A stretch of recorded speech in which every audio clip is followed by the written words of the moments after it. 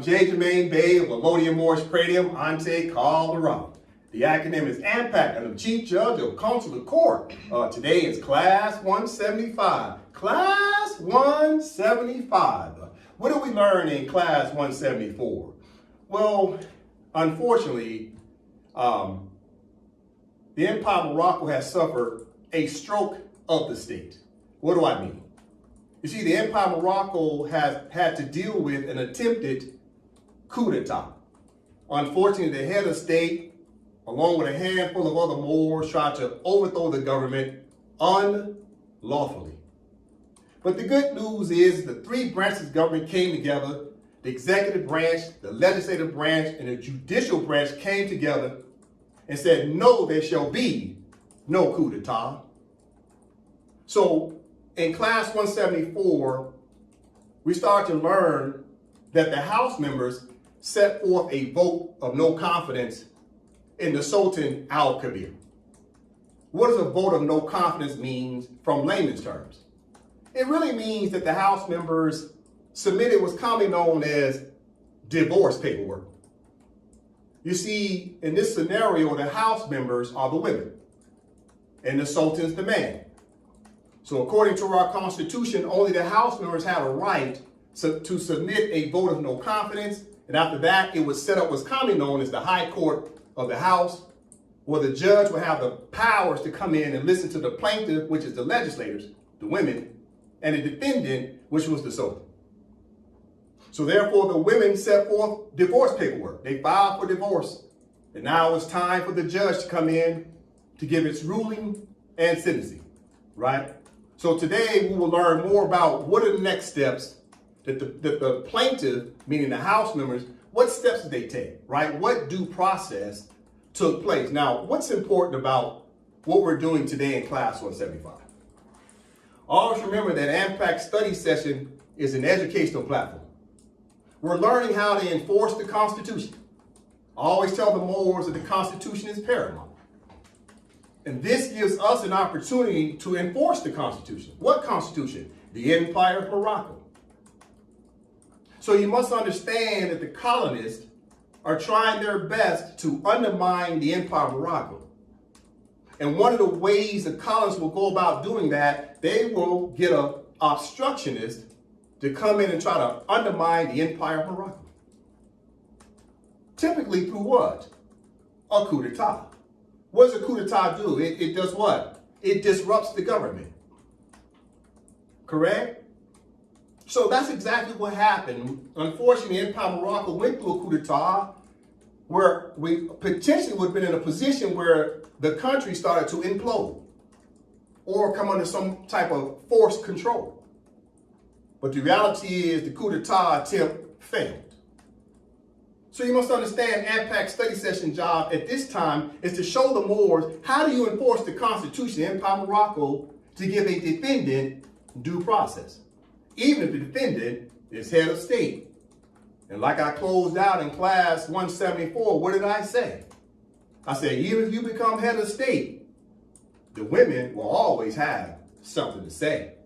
So today we'll find out more about the legislators, who are the women, as plaintiff in the case of the Empire of Morocco, ex-rel Sarah Council versus Sultan Al-Kabir, the suspended Sultan.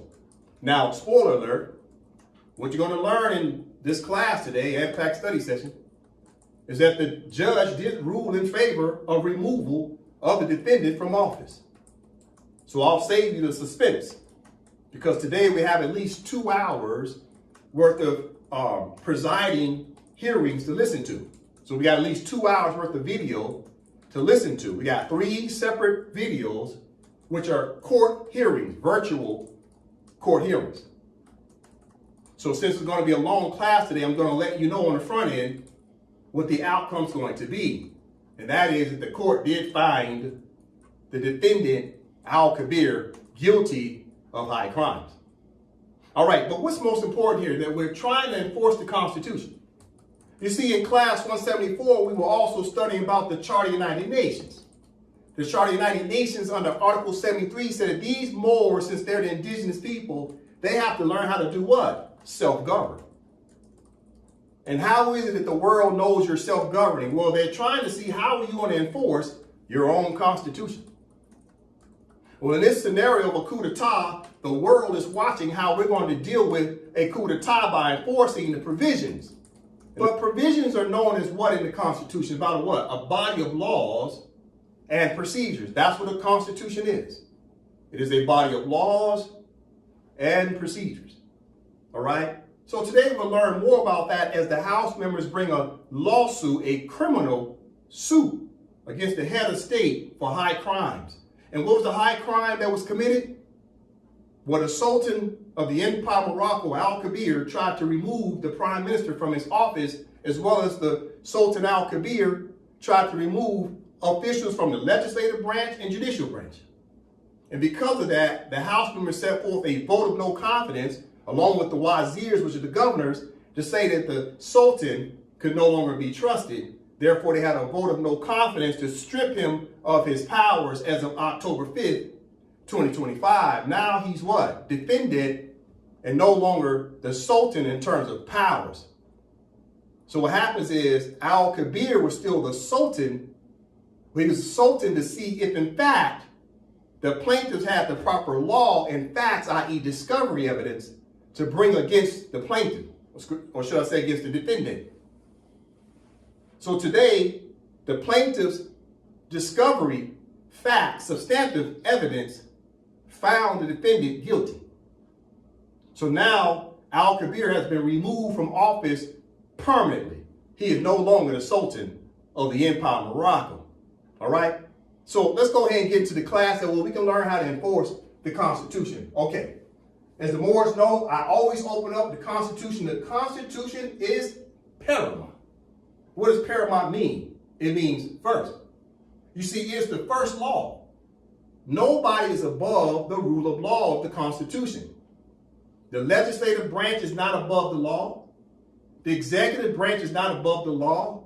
The judicial branch is not above the law, and neither is the head of state. Everybody's subordinate to the Constitution. The Constitution's laws are first. The Empire of Morocco is not a monarchy. Everybody's an elected official, including the office of Sultan. Let's get into the class. All right. As the Moors know, the Constitution of the Empire of Morocco is the sovereign constitution. Underneath it, all the Moors will need their own internal constitutions of each of the territories, such as Alabama would need an internal constitution for the Moors in Alabama. The Moors in Wyoming would need an internal constitution for Wyoming. But all internal constitutions come under the Constitution of the Empire of Morocco. All right, let's move on. Now, obviously, as a reminder, this is the flag of the Empire of Morocco. It's a circle 7 flag, right? It has 7 points of interest, right? You got the green stripe. That's 1 point of interest. You got the 5 points. 1, 2, 3, 4, 5, right? And then you got the 2 green stripes. 1, 2. So you got 5 plus 6, 7, right? So 5 plus 1, 2, right? 7. So it's a circle 7 flag, right? So we've got the seal of the Empire of Morocco, right? And you can go and check out more information on the website, EmpireMoroccoGov.com, or you can go to EOMGOV.com, all right? Okay. Now, as the Moors know, in class 174, we were going over the Charter of the United Nations. It's important that we recap really quickly before we get to the videos regarding the virtual court hearings. Okay, so what did we learn about Article 73 of the Charter of the United Nations? Well, we started understanding that one of the obligations of Article 73 is what? Article 73 is about Chapter 11, Declaration regarding non-self-governing territories.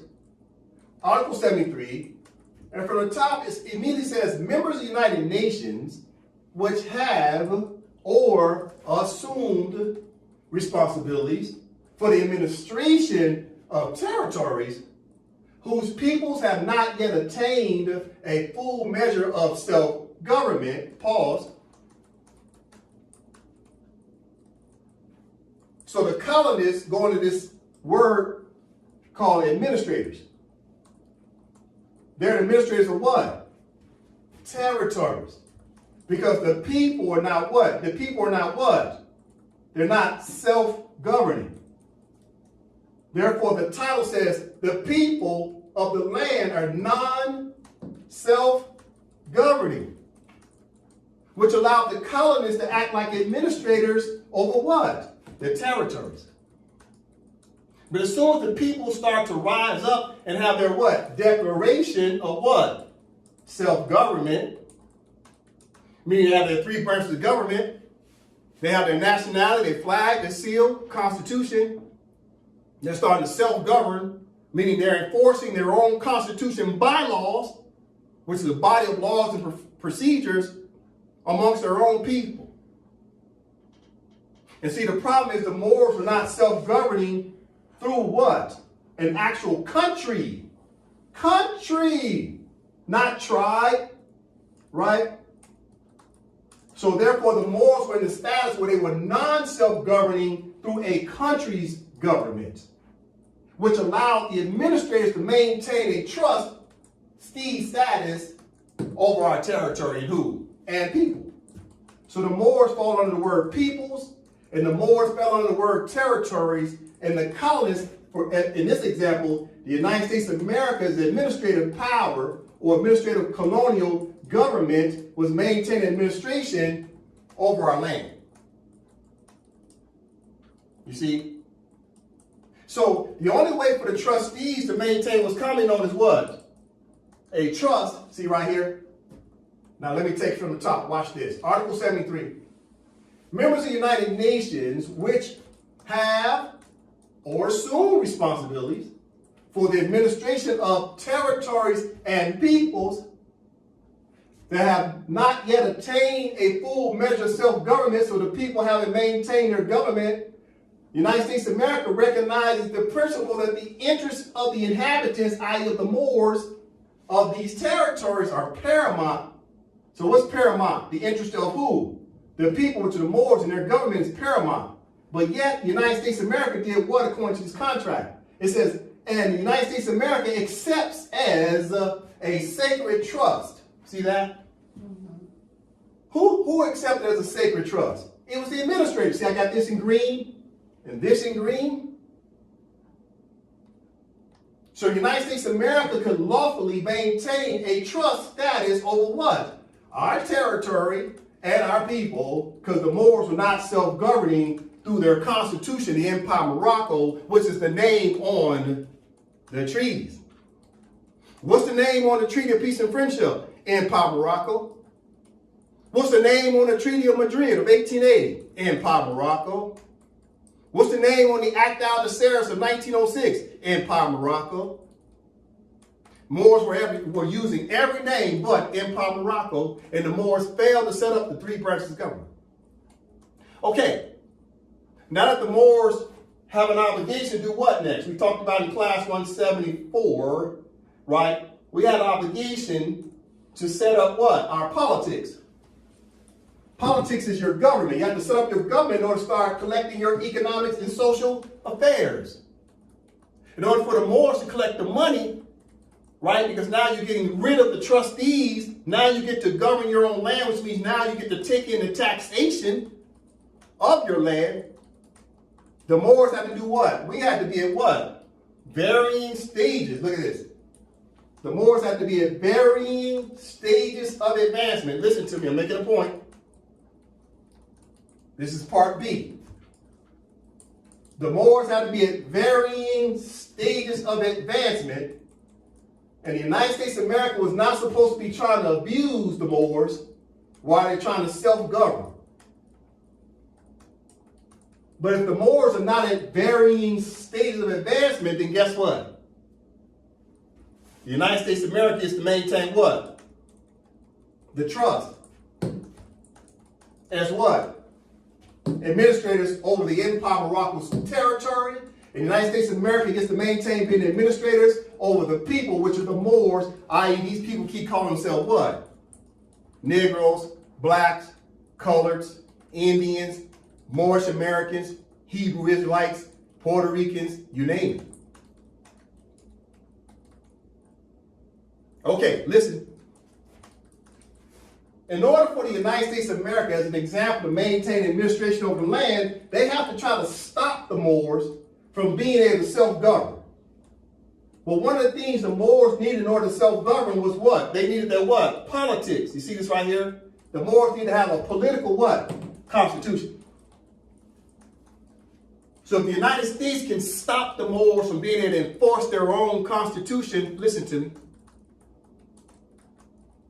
If the United States can find a way to stop the Moors from being able to enforce their own constitution, that means the United States will be able to maintain the trust status lawfully as administrators, because the United States capitalists would turn around and say, see, these Moors aren't self-governing. They still dependent upon the United States laws and procedures because these Moors are not governing. You see? So you have to understand, listen, what's one of the ways the United States will try to stop the Empire of Morocco from emerging as a sovereign and independent state and people? It's called a coup d'etat. Okay, Sister Noble from the top. Coup d'etat is one, a sudden, violent, and unlawful seizure of power from a government. A coup. Similar words are a coup, overthrow, takeover, ousting, deposition, regime change. All right, from the top again. Coup d'etat. One, a sudden, violent, and unlawful seizure of power from a government. A coup. Coup, overthrow, takeover, ousting, deposition, regime change. All right. So what's happening? What does a coup d'etat do? A coup d'etat does what? Is what? It is an unlawful seizure of power from a government. You see that? This is one of the ways the United States will try to undermine the Empire of Morocco from the inside out. If they can get the empire to implode, which means the empire is not enforcing their constitution and they're not self-governing because the state just had a stroke and now it's paralyzed, that means you're not governing anymore. But in this case, according to Class 174, what happened?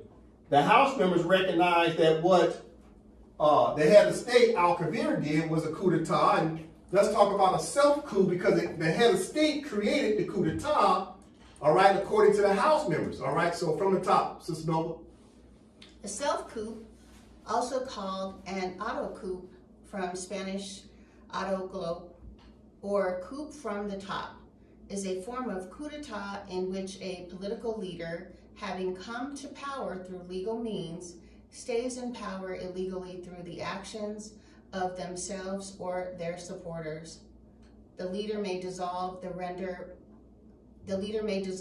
render powerless the national legislature and unlawfully assume extraordinary powers. Other measures may include annulling the Constitution, suspending civil courts, and having the head of government assume dictatorial powers. All right.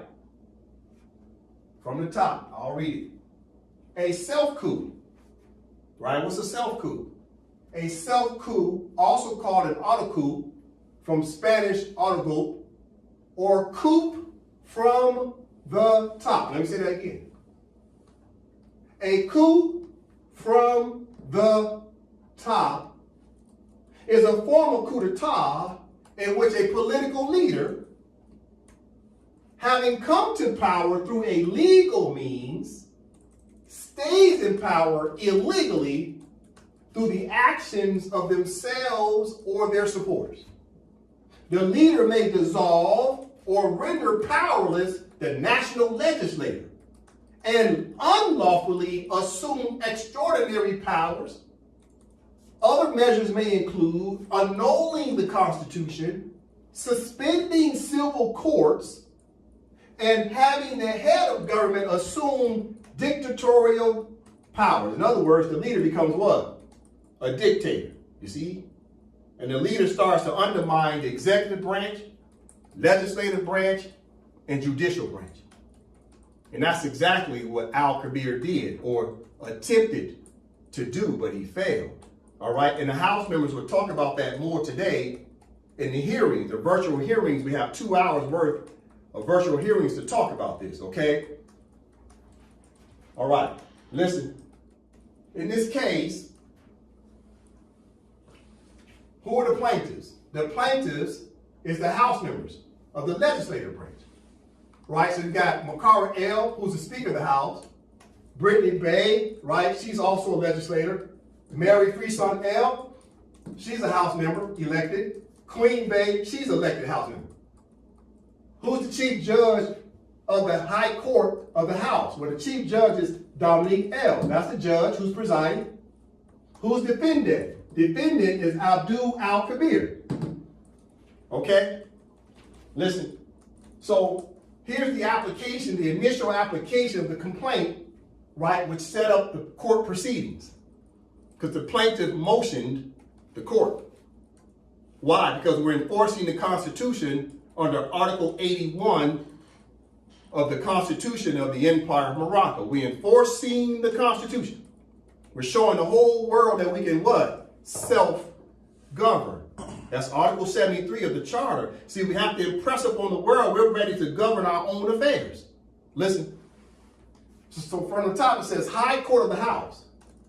Empire of Morocco, right? So the case is what? Let's expand that.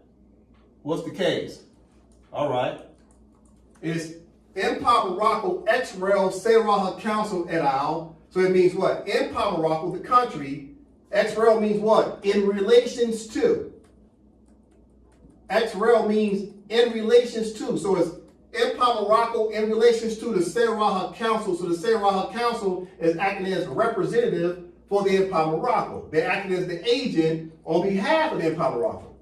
Even almost like an attorney or counsel.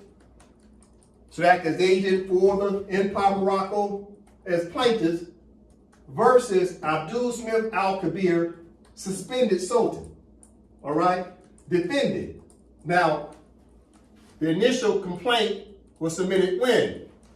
October 5th, 2025, case number 100125-3B, and the House members set forth what? House of Seraha's vote of no confidence against the Sultan Al-Kabir. So all that was on October 5th. Okay? That's when the case started because the coup d'etat started taking place on October 1st and October 2nd. So within 2 or 3 days, the House members had already submitted a complaint to the court. Because the coup d'etat started when? Probably October 1st and October 2nd. Within 24 hours, a lot happened. All right? Okay. So in the case, you have to get what? You have to get the defendant what's coming on is what? Due process. Right? Everybody's entitled to due process because everyone is what? Innocent until what? Proven guilty. So due process allows both the plaintiff and the defendant to submit what? The discovery evidence as well as enforcing the law.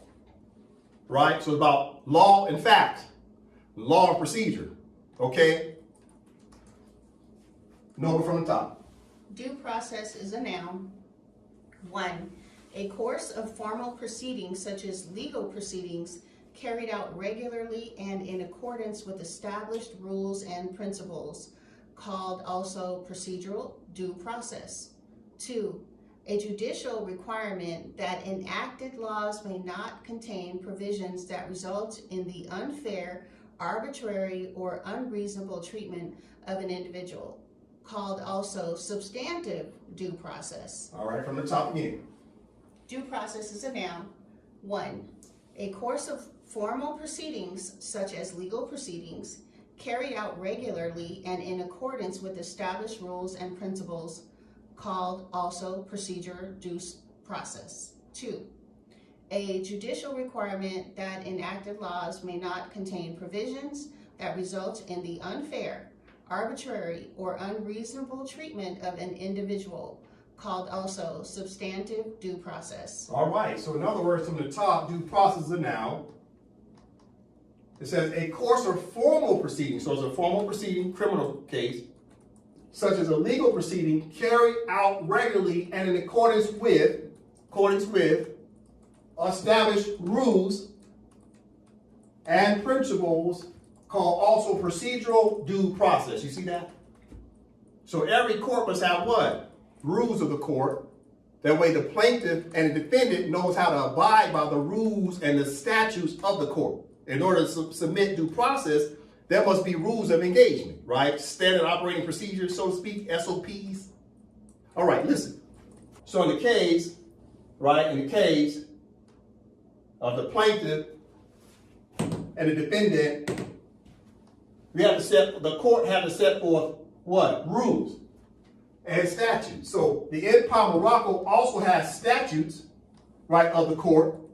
So we use the Moorish Consular Court statutes in the absence of any rules and statutes of the High Court. So the High Court used these rules of the court and statutes of the court in order to give both the plaintiff and the defendant an opportunity to understand what? The rules of the court. So right here you got the statutes of the court, right? This is part of due process.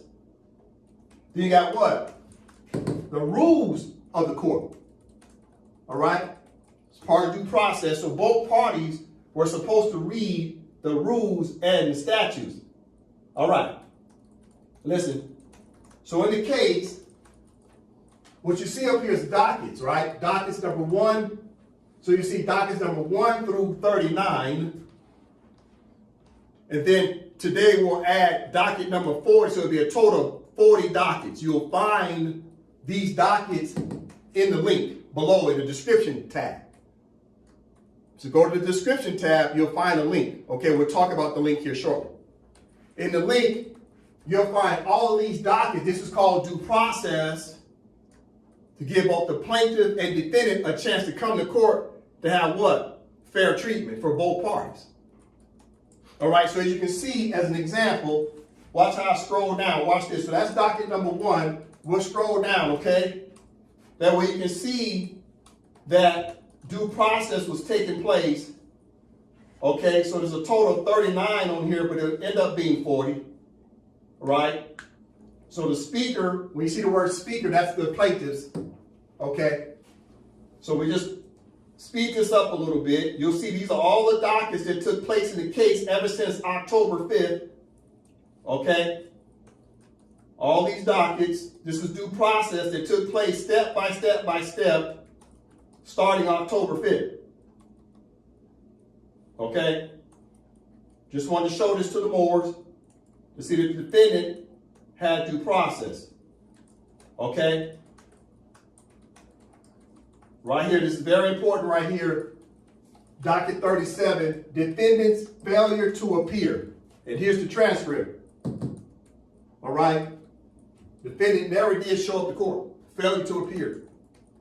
Defendant never came to court to set forth their own defense, legal defense. Defendant never brought any evidence to the court to support their claim, their own legal defense. No evidence whatsoever. So right now we got a total of 39 dockets. But when you look in the description tab, you'll see a total of 40. All right? Now, going back up, you see right here, docket number 5. Listen to me, Morris. I'm taking my time here. This is one of the most important dockets. Docket number 5. You'll see this in the link, in the description tab. This is the judge order briefing schedule. Everybody who's ever been to court knows there's dates that the court sets up in advance. So when you click on docket number 5, all right, when you click on docket number 5, this is what you'll see. You'll see this letter, right, from the High Court. Okay, this letter is in the case of the Sarah Council versus Al-Kabir, October 5th, letter order. This is an order from the bench. Okay, number from the top right here. Dear parties, as stated in the previous letter order, styled 1 of 2, status correspondence The High Court hereby sets the briefing schedule and hearing on plaintiff's motion for removal of the Sultan as follows.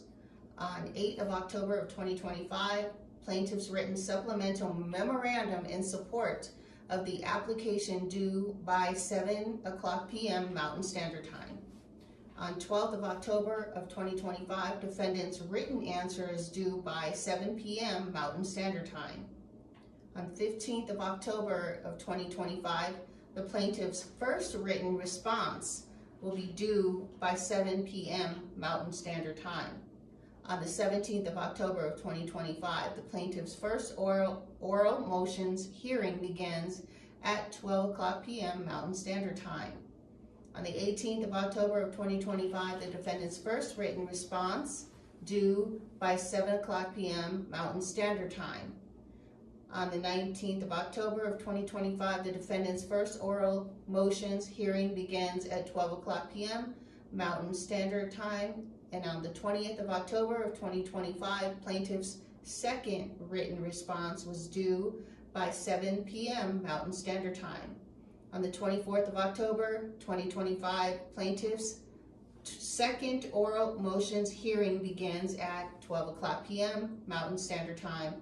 And on the 25th of October of 2025, the defendant's second written response was due by 7:00 p.m. Mountain Standard Time. On the 26th of October of 2025, the defendant's second oral motions hearing begins at 12:00 p.m. Mountain Standard Time. And on the 26th of October of 2025, the High Court ruling and sentencing begins at 4 p.m. Mountain Standard Time. All right, so as you can see here, the last date of the case was October 26th, 2025, and the High Court gave a ruling and sentencing, all right, on that date.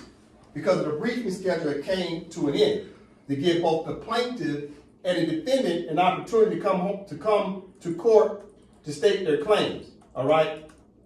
Now, as you can see right here is the hearing link, all right? So it's the virtual hearing, right, that we had for the virtual court, okay? So we had virtual court, all right?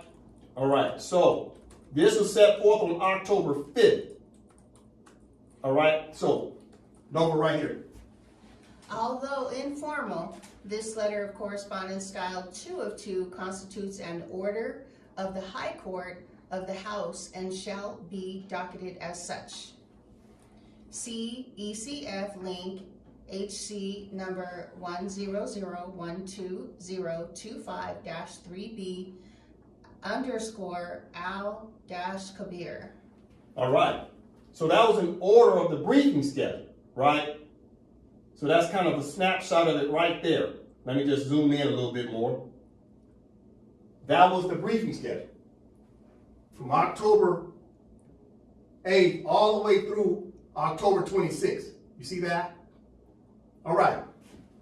That's very important to know. Now, all throughout the case, before we start looking at the presiding, the judge is going to keep referring to the dockets. The judge is going to keep saying ECF docket, right? You'll hear the judge continue to say ECF docket. Let me scroll down.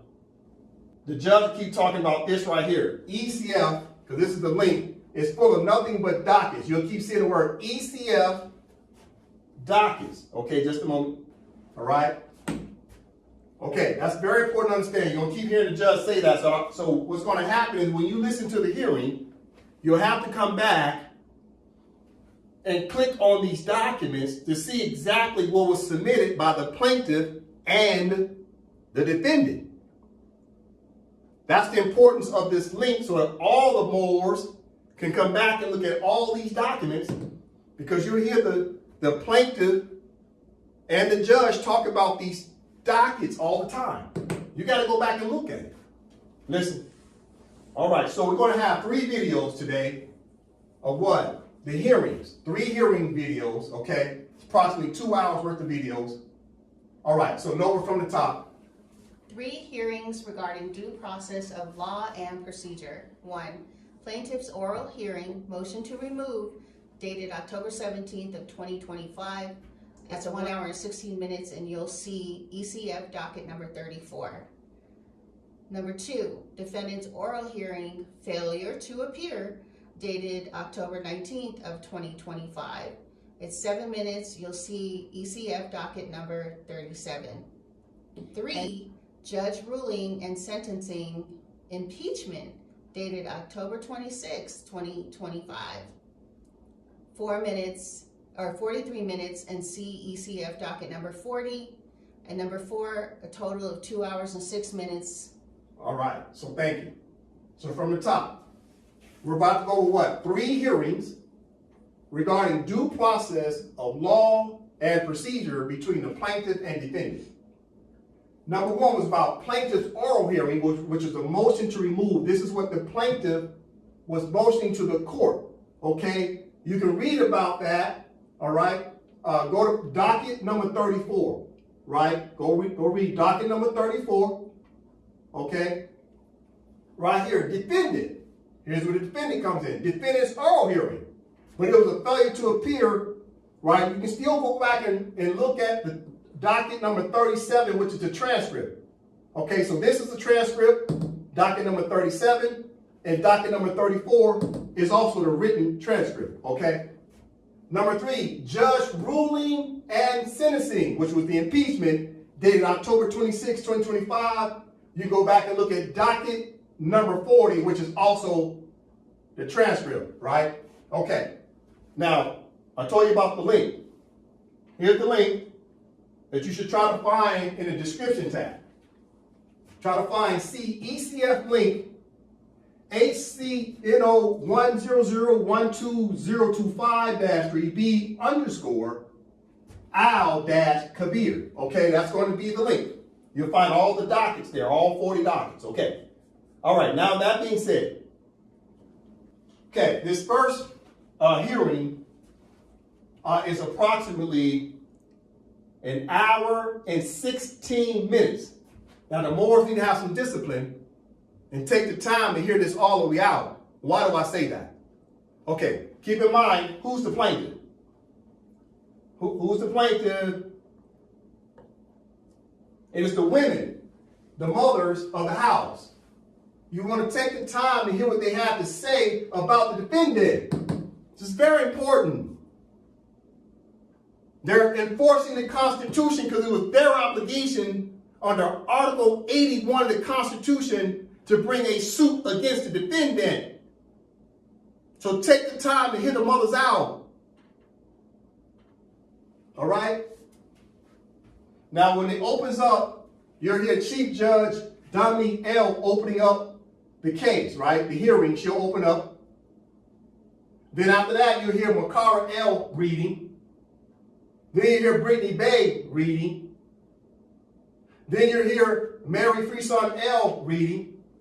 And then you'll hear another legislator, because Queen Bay was not available on that day to read, but she had someone come in and read for her as a legislator. Another legislator came in to read for Queen Bay, but they were all elected officials of the legislative branch. Okay? Listen. All right, let's have some patience. Let's take the time to hear what the mothers have to say about Al-Kabir.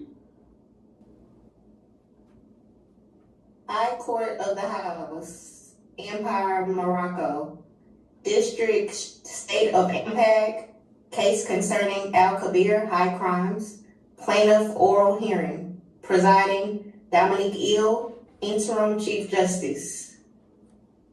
The High Court, bench composed as above. The virtual sitting is open. This High Court has subject matter jurisdiction regarding Article 81, Clause 1, 2, and 3 of the Constitution of the Empire of Morocco in correlation with Article 48 and 60 of the Statute of the Court, in harmony with the rules and statutes of Consular Court, among other things. The High Court of the House, hereinafter the Court, meets today under Article 54 of the Rules of the Court to hear the oral arguments in the high crimes case cited as Empire of Morocco, ex rel. Sayaraha Council versus Sultan Al-Kabir, Inter alia 2025, case number 100125-3B. Allegations in this contentious dispute include violations of Article 7, Clause 3 of the Constitution of the Empire of Morocco done by the defendant on October 1st, 2025, inter alia.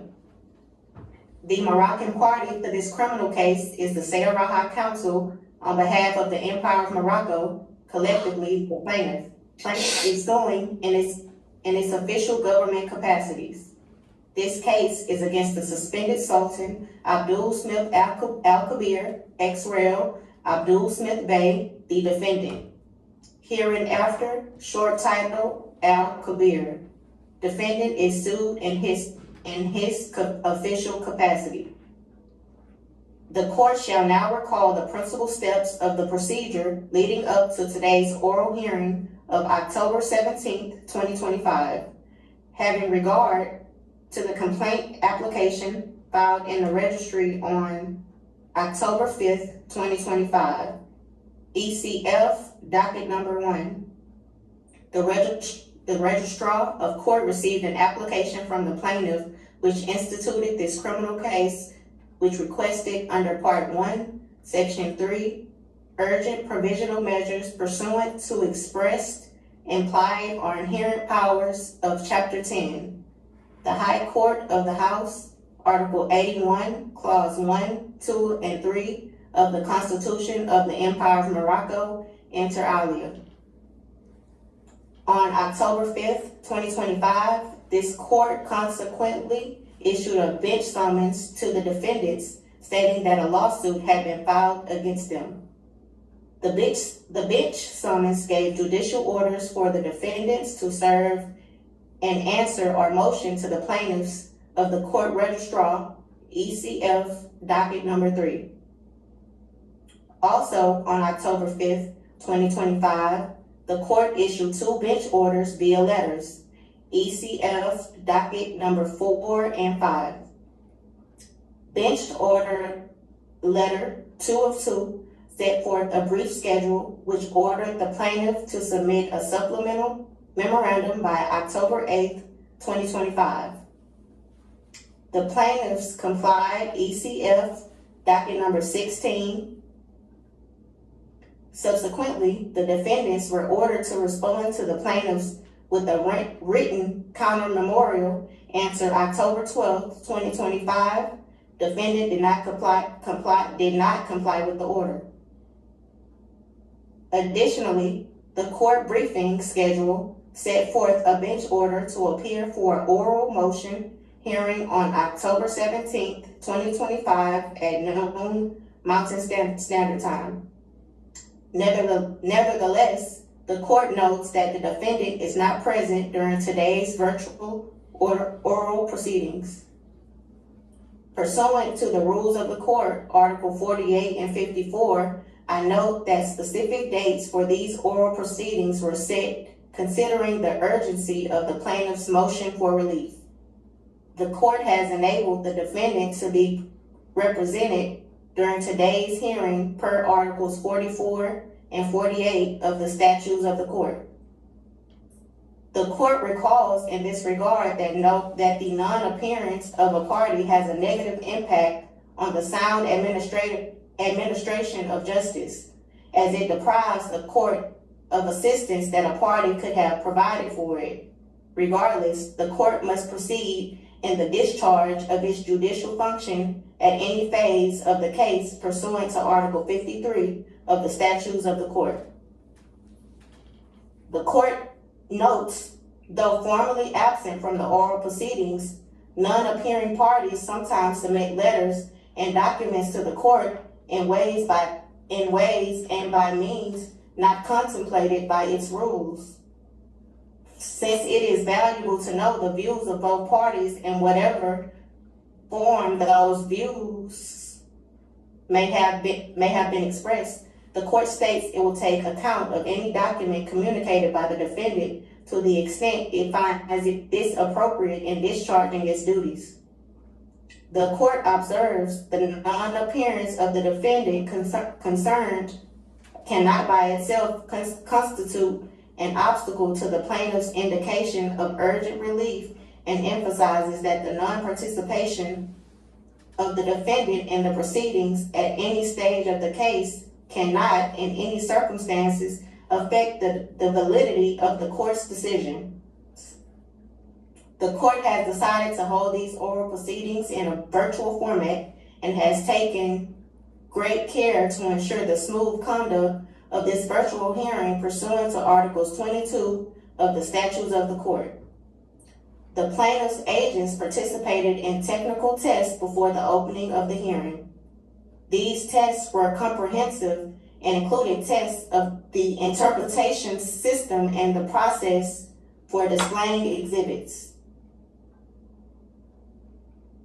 However, while these tests reduce the risk of technical difficulties, they cannot eliminate them. Suppose we were experiencing any difficulty such as the loss of any audio input from a remote participant. In that case, I may have to interrupt the hearing briefly to allow the technical team to solve the problem. Also, the judge can view the speaking agents and any screen shared exhibits in a virtual hearing like this. The court recalls the plaintiff's supplemental memorial ECF Dkt. Number 16, Part 3, Section 5 states as follows. This complaint is intended to prove that on October 1st, the defendant Al-Kabir and his accomplices attempted to purge the Prime Minister and other officials from their offices by unilateral acts and hostile takeover contrary to the Constitution. The unprecedented actions taken by the defendant Al-Kabir is defined by the Wazirs and Sayarahas as an attempted coup d'etat, which was orchestrated and led by the head of state and other bad actors. According to the plaintiff's private bill, ECF Docket 10, Section 3, Paragraph 1, violations of the use of emergency powers states the following. The Sultan has unilaterally invoked emergency powers in relations to conspiracy theories and unsubstantiated allegations against the Chief Judge J. Bay, DeAndre J. Bay, Prime Minister, and Nova Ilu, Executive Chief of Staff, and other elected and appointed officials, whereas the Sultan has intentionally disregarded any efforts to seek earnest consultations and resolutions in cooperation with the House members. There's been no rulings from the Constitutional Council, High Council, or Special Court regarding the allegations Al-Kabir made against elected and appointed officials of the state. The Sultan has become unhinged by unlawfully invoking Article 10 of the Constitution as provided Article 10. The Sultan shall preside over the Prime Minister as the absolute sovereign authority in all matters of political, judicial, education, economic, social, and military affairs. The court also notes under Section 3, violation of the use of emergency powers, Paragraph 6 states the following. The Wazir Council strongly disagrees with the Sultan because both the Wazir Council and the Sayaraha Council fully agree that there was no emergency scenario of any kind on or before October 1st, 2025. We all affirm that the Sultan gave a false statement. Moreover, the so-called declarations of emergency powers under Article 10 of the Constitution are not recognized as lawful. The court further notes under Section 3 should say Section 4 due to typo error, styled as violation of authority in the removal of the Prime Minister, Paragraphs 1 through 8 states the following. The head of state has acted outside the legal framework of constitutional authority by orchestrating a coup d'etat. The Sultan Al-Kabir unlawfully removed the Prime Minister and other elected and appointed officials from their seats without due process of law and in the absence of advice from the Constitutional Council, High Council, Wazir Council, or the Sayaraha Council. These abuse or power actions made by the Sultan are unconstitutional and done under the color of authority in violation of the rule of law as follows. A. Article 7, as provided. Clause 3. Only His Majesty the Sultan can remove the Prime Minister from office per the Institutional Act and upon the advisement of the Constitutional Council. B. Article 8, as provided. Clause 1. The process of appointing a Prime Minister shall commence with the Sultan consulting with the incumbent Prime Minister and the Speaker of the House. Clause 3. Should the office of Prime Minister fall vacant for any reason, or should the Constitutional Council, on a referral from the Sultan, rule by a 60% majority of its members that the Prime Minister is incapacitated. Clause 4. The duties of the office of the Prime Minister, except for those specified in Article 12, 13, and 14, shall be temporarily exercised by the Vice Minister. The Vice Minister shall only be a male in the second line of succession to the Sultan. Clause 5. In the case of a vacancy or where the incapacity of the Prime Minister is declared to be permanent by the Sultan or by the Constitutional Council, an appointment for the new Prime Minister shall, except in the event of a finding by the Constitutional Council of force majeure, be held no fewer than 20 days and no more than 35 days after the beginning of the vacancy or the declaration of permanent incapacity. The appointment of a new Prime Minister due to incapacity or death shall be implicated in the Institutional Act. For the reasons stated above in Articles 7 and 8, the House of Sayaraha rejected the unilateral powers of the Sultan to remove or replace DeAndre Bey from the office of the Prime Minister without due process of law or procedure pursuant to the Constitution. Lastly, the plaintiff's supplemental memorial submitted by the Sayaraha Council on behalf of the Empire of Morocco seeks to avoid aggravating or extending the violation between the parties under the breaches of the Empire of Morocco's Constitution.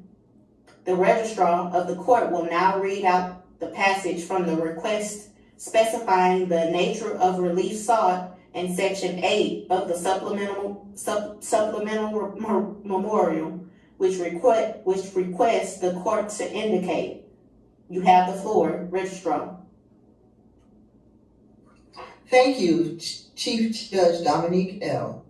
According to the supplemental memorial, nature of relief sought, the plaintiff's agents respectfully request the court indicate the following measures against Abdul Smith Al-Kabir during his public capacity as Sultan of the Empire of Morocco.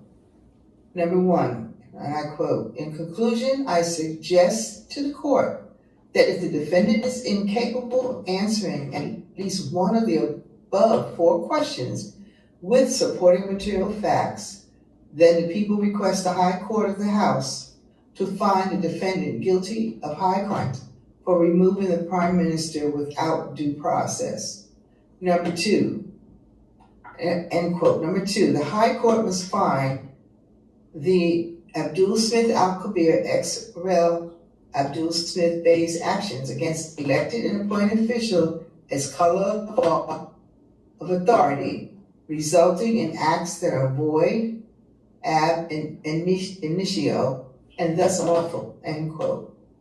Number 3, quote, Al-Kabir arbitrary and capricious willful actions have caused irreparable harm as he attempted to purge several of our most valuable elected and appointed officials who have led the way for our salvation, end quote.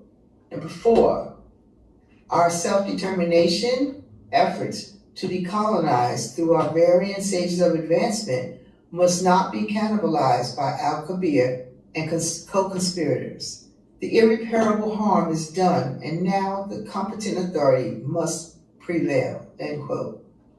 Number 5, and I quote, the House pleads to the court to find Abdul Smith Al-Kabir guilty of high crimes and order him immediately removed from office for being unfit serve as the head of state, end quote. I yield the floor to the court. I thank the registrar, as already mentioned in the opening of this hearing. Immediately after the complaint application and the request for urgent indication that provisional measures were filed, the registrar transmitted copies thereof to the defendant per Article 74, subsection 1 of the Rules of the Court. The request for the indication of removal shall have priority over all other cases per Article 74, subsection 2 of the same provision, which states that the court shall proceed to a decision on the request of a matter of urgency. This imperative must be balanced with the need to fix the date of oral proceedings in such a way as to afford the parties an opportunity to be represented at the hearings. I would now like to welcome the agents for the Sayaraha Council on behalf of the Empire of Morocco to this virtual hearing. There will be a single round of oral arguments. Plaintiff shall have a 4-hour sitting. Plaintiff's agents may, if required, avail itself of a short extension beyond 4 hours, given the time taken up by the courts. Introductory remarks before giving the floor to the agents. Lastly, the court draws agents' attentions to practice direction per Article 60 of the Rules of the Court.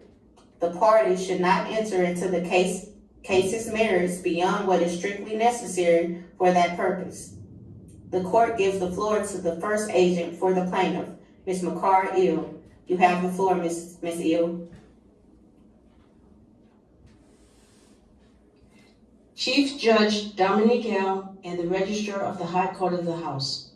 It is a great honor to appear before you as an agent on behalf of the people of the Empire of Morocco. The plaintiffs on behalf of the Empire of Morocco are the elected women of the House of the Sayaraha Council. We are the legislative representatives for the Moroccan people. We, the women of the House of the Sayarahas, have a constitutional duty to be in equilibrium, check, and balance of the office of the Sultan. Article 5, Clause 2 of the Constitution expresses and implies the power of the women to preserve equilibrium. The office of the Sultan is reserved for men only to preserve an equilibrium between the House of Sayarahas is reserved for women members only. The mothers of the House of Sayarahas took an oath to the Constitution to uphold and defend the Constitution, and we shall perform our duties as such. I, Makara L., Speaker of the House, and the agent for the Empire of Morocco, collectively the plaintiffs, are present during this virtual oral hearing pursuant to the rules of the court, Articles 40, subsection 1 and 103. Subject to the court's briefing schedule order of October 5, 2025, ECF Docket number 5, plaintiff filed a supplemental memorial, ECF Docket number 16, in support of the urgent relief in the initial complaint, ECF Docket number 1. The plaintiff hereby requests an immediate order from this High Court of the House, which will finally remove the defendant, Al-Kabir, from his elected seat as the suspended Sultan. Plaintiff immediately requests the court to correct the color of law and color of authority criminal actions imposed by the defendant's false state of emergency address and unconstitutional removal of the incumbent prime minister and other elected and appointed officials. Plaintiff's request to the court to rule in favor of plaintiff's material facts and the law as written in the supplemental memory in harmony with the initial complaint application. In support of this urgent oral motion hearing, plaintiffs respectively represents as follows.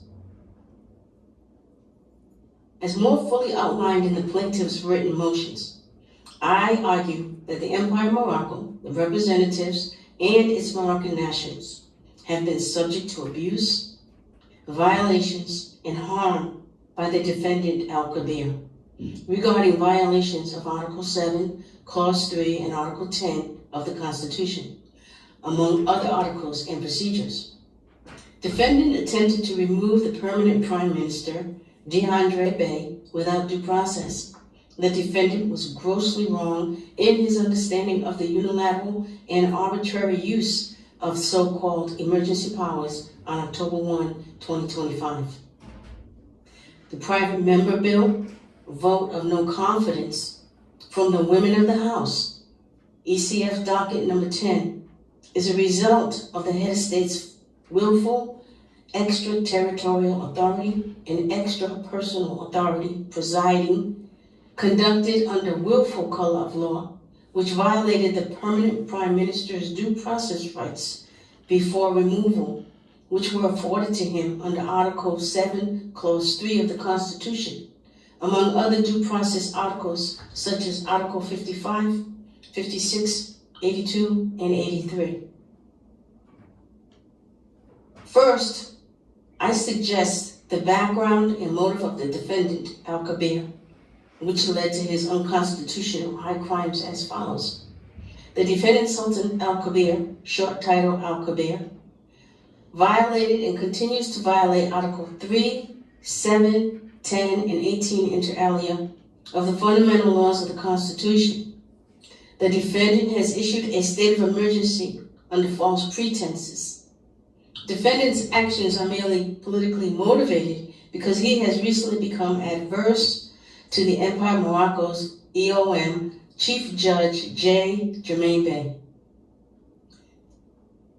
Defendant wants the EOM Chief Judge J. Germain Bey to no longer assist other officials in other branches of the government during these varying stages of development, regardless of their lack of knowledge, understanding, or expertise, which the defendant himself shows lack of knowledge, understanding, and expertise, as was exhibited in his misunderstanding of the Empire of Morocco's Constitution. The evidence will show that the true purpose and intent of Al-Kabir's coup d'etat is due to a dislike that appears to have elevated to a severe hatred for the Chief Judge J. Germain Bey. It is important to note that the defendant, Abdul Al-Kabir, owes gratitude to the Chief Judge J. Germain Bey due to the office position of the defendant, Abdul Al-Kabir, has attained as the Sultan of the Empire of Morocco, which was due to the due diligence and consistent study session classes, and among educational meetings conducted by the Chief Judge J. Germain Bey.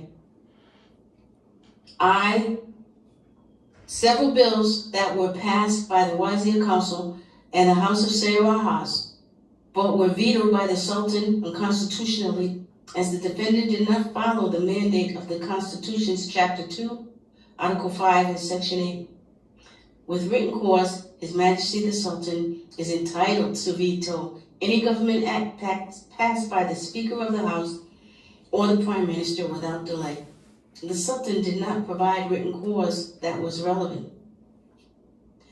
For the Sultan, Abdul Al-Kabir failed to comply with Article 7, Section 3 of the Constitution, which states, only His Majesty the Sultan can remove the Prime Minister from office per the Institutional Act and upon the advisement of the Constitutional Council. Despite this, and on or around October 1, 2025, the Sultan unilaterally claimed emergency powers and proceeded to seize control of the government through a coup when he unilaterally deposed the EOM Prime Minister and replaced him with the Vice Minister, Akil Bey, who was third in succession to the office of the Sultan. For the Wazir Council strongly disagrees with the Sultan because the Wazir Council and the Sayaraha Council fully agree that there was no emergency scenario of any kind on or before October 1, 2025, affirming that the Sultan gave a false statement. Moreover, the declarations of emergency powers under Article 10 of the Constitution are not recognized as lawful, particularly as they were interpreted by the defendant. Summarily, both the executive and legislative branch agree with the interpretation of the Chief Judge regarding the implied soft and hard powers of the term preside in Article 10. As such, Article 10 shall be amended to express clearer language. On October 1, 2025, the Speaker, the Prime Minister, the Sultan, and Chief Judge J. Jermaine Bey had a meeting to discuss the dissension that was emerging, and in that meeting, the defendant promised not to discuss the Chief Judge in negative terms while in public and recorded meetings. Yet on or around October 2, 2025, Al-Kabir proceeded to further disparage the chief's name in the meeting. On or around October 1, 2025, the Sultan still insisted that he had emergency powers unilaterally and proceeded to take siege of the government by a coup. On October 2, 2025, the defendant called an emergency meeting of which he split the Empire of Morocco down the middle, initially causing division when he unconstitutionally picked those officials he felt were loyal to him to attend the meeting and disallowed and removed others from the meeting because he felt they were loyal to Chief Judge J. Jermaine Bey. Defendants then proceeded to include other officials who should not have been included into this debacle to further expand his claims of wrongdoing. The Chief Judge J. Jermaine Bey and included others into his unconstitutional proceedings. Do not be fooled by the defendant's deceptive spin that attempts to place J. Bey as performing unconstitutional acts, whereas the three branches of government have welcomed Chief Judge J. Bey's intellect and assistance in a multitude of ways. Chief Judge J. Bey has been critical of our emergence as a colonized state. His involvement at the highest levels have and continues to be approved and accepted until such time that the three branches of government have given written notice for his involvement to cease. However, Chief's vital interaction has caused the defendant to hate on many talents and skill sets that the Chief brings to the table. Some of the Moroccans have alluded to the genius of the Chief, and the defendant has clearly become jealous. Defendant is attempting to prevent the Chief from helping the Wazir Council, Sayaraha Council, and Constitutional Council. This ends my segment of oral arguments. The House of Sayaraha, on behalf of the Empire of Morocco, have authorized the next undersigned agent, Ms. Brittany Bey, an elected House member, to appear before the court. I now ask the court to give Ms. Brittany Bey the floor. Thank you, Ms. McCarr-Eel. I now invite Mrs. Brittany Bey as agent to take the floor. You have the floor, Mrs. Bey. Thank you, Chief Judge Dominique L. and the Registrar of the Court. As the agent appearing before you today, I want you to know how honored I am to do so on behalf of the Empire of Morocco and the Sayaraha Council, as an equilibrium between the women of the House and the office of the Sultan, as guaranteed in the Constitution under Article 5, Clause 2, as provided earlier. The office of the Sultan is reserved for men only to preserve an equilibrium between the House of Sayarahas as reserved for women members only. I argue that the defendant, Al-Kabir, is in violation of Article 10, abuse of emergency powers. The defendant has unilaterally invoked emergency powers in relation to conspiracy theories and unsubstantiated allegations against the Chief Judge J. Bay, DeAndre J. Bay, Prime Minister, and Nova Elu El, Executive Chief of Staff, and other elected and appointed officials. Whereas the defendant intentionally disregarded any efforts to seek earnest consultation and resolutions in cooperation with the House members. There's been no rulings from the Constitutional Council, High Council, or other special court regarding the allegations of Al-Kabir made against elected and appointed officials of the state. The Sultan has become unhinged by unlawfully invoking Article 10 of the Constitution as provided. Article 10. The Sultan shall preside over the Prime Minister as the absolute sovereign authority in all matters of political, legal, judicial, education, economic, social, and military affairs. It is further important to note, pursuant to legal context, that during the recorded governmental meeting dated May 21st, 2025, the Sultan was clearly advised by Chief Judge Bay that Article 10 does not invoke arbitrary powers. The Chief Judge explained the implied powers as it relates to the term preside. The Chief Judge made it clear to the Sultan and the members of three branches that the term preside is broken down into three parts when the notion of emergency powers can be invoked. 1. The term preside means indirect observation during peace times. 2. The term preside means only for the Sultan to assist the Prime Minister directly when petitioned for mediation peace purposes. 3. The term preside means for the Sultan to assist the Prime Minister directly during emergency powers when petitioned by the Prime Minister or the House members for arbitration purposes. Moreover, the Chief Judge made the above-mentioned 3 points of interest clear during a recorded Constitutional Council meeting on May 21st, and the Sultan acknowledged and accepted the interpretation. He even apologized to the Wazir Council and the Prime Minister for his overreach involving past disagreements. Yet, 4 months later, on or around October 1st, 2025, the Sultan still insisted that he had emergency powers unilaterally and thus proceeded to take siege of the government by coup. The Wazir Council strongly disagrees with the Sultan because both the Wazir Council and the Saudi Rahat Council fully agree that there was no emergency scenario of any kind on or before October 1st, 2025. We affirm that the Sultan gave a false statement. Moreover, the so-called declarations of emergency powers under Article 10 of the Constitution are not recognized as lawful. Solemnly, both the executive and legislative branch agree with the interpretation of the Chief Judge regarding the implied soft and hard powers of the term preside in Article 10.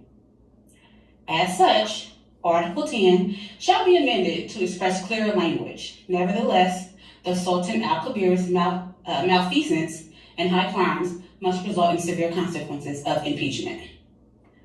I suggest the defendant's attempted color of law and color of authority removal of a permanent Prime Minister is an abuse of power and inconsistent with the constitutional law and procedure, and therefore the defendant must be found guilty of 1 criminal count of violations of Article 7, Clause 3 of the Constitution.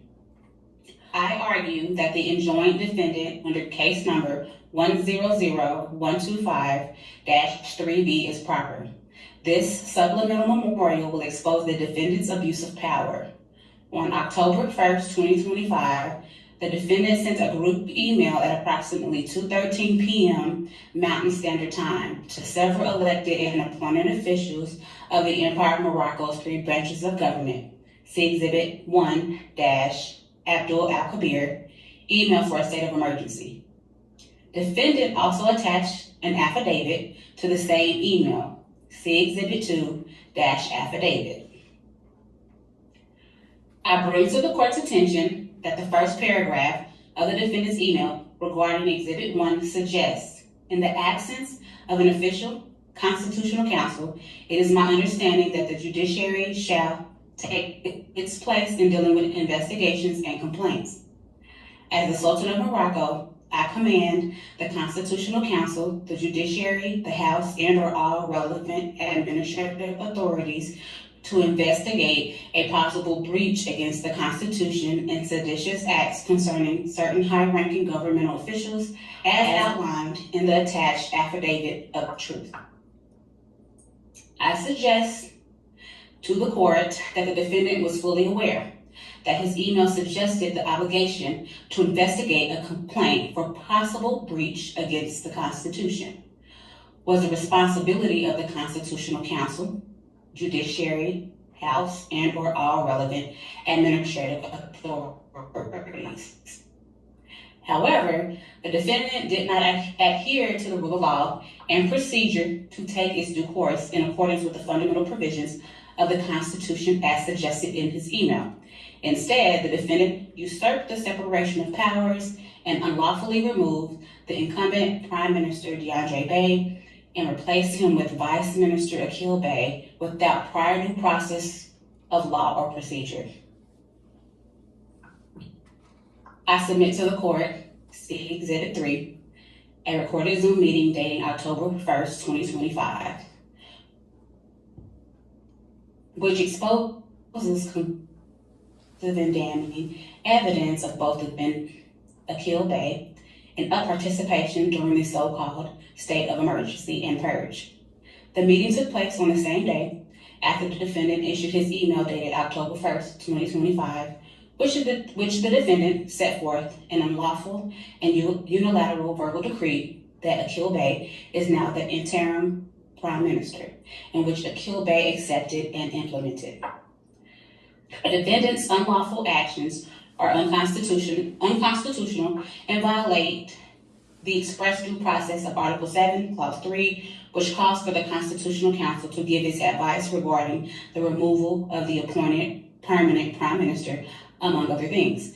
I suggest to the court that the Sultan, at the time of the incident dated October 1, 2025, could not unilaterally remove the incumbent Prime Minister due to process. The constitutional framework is designed to prevent exactly that. The explicit constitutional check, Article 7, Section 3, is unambiguous. Only His Majesty the Sultan can remove the Prime Minister from office per the Institutional Act and upon the advisement of the Constitutional Council. This is a direct and non-negotiable check on the Sultan's power. The phrase "upon the advisement of" means the Sultan's decision must be informed and supported by a formal independent body, wherefore he cannot act alone. Even in extreme situations, the Sultan's hands are tied by express advice procedure from the Constitutional Council thereof. If the Prime Minister is accused of committing an unconstitutional act of crime, the Sultan cannot fire the Prime Minister nor remove the Prime Minister without due process as binding procedures under Article 7. Additionally, the Sultan must wait for special courts of justice to try the Prime Minister as per Chapter 11 of the Constitution affords the Prime Minister to be heard in a court of law. This is a judicial process, not an executive one. If the Prime Minister is grossly incompetent or violates the Constitution, then the Sultan cannot fire him or unilaterally move the incumbent Prime Minister. The Sultan must refer the matter to the Constitutional Council and wait for their advisement, pursuant to the express language of Article 7, Clause 3, but he did not adhere to the rule of law. If the Sultan has a political disagreement regarding adverse accusations against the Prime Minister, then grounds for unilateral removal are not permissible. Defendant's unilateral recourse of removal under the color of law and color of procedure cannot be applied by virtue or suggested accusations. For example, using the veto power on governmental bills or appealing to arbitrary declarations of a state of emergency. For the reasons stated above, I suggest to the court that the Constitution is clear in causal relations to Article 7 and should not have been observed and applied by the defendant. But the defendant decided to unilaterally remove the permanent prime minister on October 1, 2025. The defendant's abuse of power must be found unconstitutional and declared a gross high crimes. Whereas the defendant's actions are patently incompatible with his continuation in office and constitute immediate removal. Lastly, this ends my segment of the oral arguments. The House of Saudi Rajas, on behalf of the Empire of Morocco, has authorized the next undersigned agent, Ms. Mary Friesen L., an elected House member, to appear before High Court. I now ask the court to give Ms. Friesen L. the floor. Thank you, Mrs. Brittany Bay. I now invite Mrs. Mary Friesen L. as agent to take the floor. You now have the floor, Ms. Friesen L. Thank you, Chief Judge Dominique L. and the Register of the Court. As the agent appearing before you today, I want you to know how honored I am to do so on behalf of the Empire of Morocco and the Saudi Raja Council as the equilibrium between the women of the House and the office of the Sultan as guaranteed in the Constitution under Article 5, Clause 2, as provided earlier. The office of the Sultan is reserved for men only, to preserve an equilibrium between the House of Saudi Rajas as reserved for women members only. I argue that the observation and application of Articles 55 and 56 is guaranteed as law and procedure and should have been applied by defendant if the incumbent Prime Minister was conducting himself in an unconstitutional manner. The Constitution is clear. The only paths for removal of the incumbent Prime Minister are expressed and implied in the Constitution. The Constitution provides only two legitimate paths to remove a sitting Prime Minister, and both involve other branches of government. I bring to the court's attention these 2 points of interest as follows. Point of interest number 1. Only the House of Saudi Rajas can pass a vote of non-confidence, pursuant to Articles 55 and 56 as provided. Article 55, Clause 1, the Prime Minister, after deliberation by the Wiser Council, may make the government's program or possibly a general policy statement and issue a vote of confidence before the House. Clause 2. The House may call the government to account by passing a resolution of no confidence. Such a resolution should not be admissible unless it is signed by at least 10% of the members of the House. Clause 3. Voting may not take place within 48 hours after the resolution has been tabled. Solely votes cast in favor of the non-confident resolution shall be counted, and the latter shall not be passed unless it secures a majority of the members of the House. Clause 3.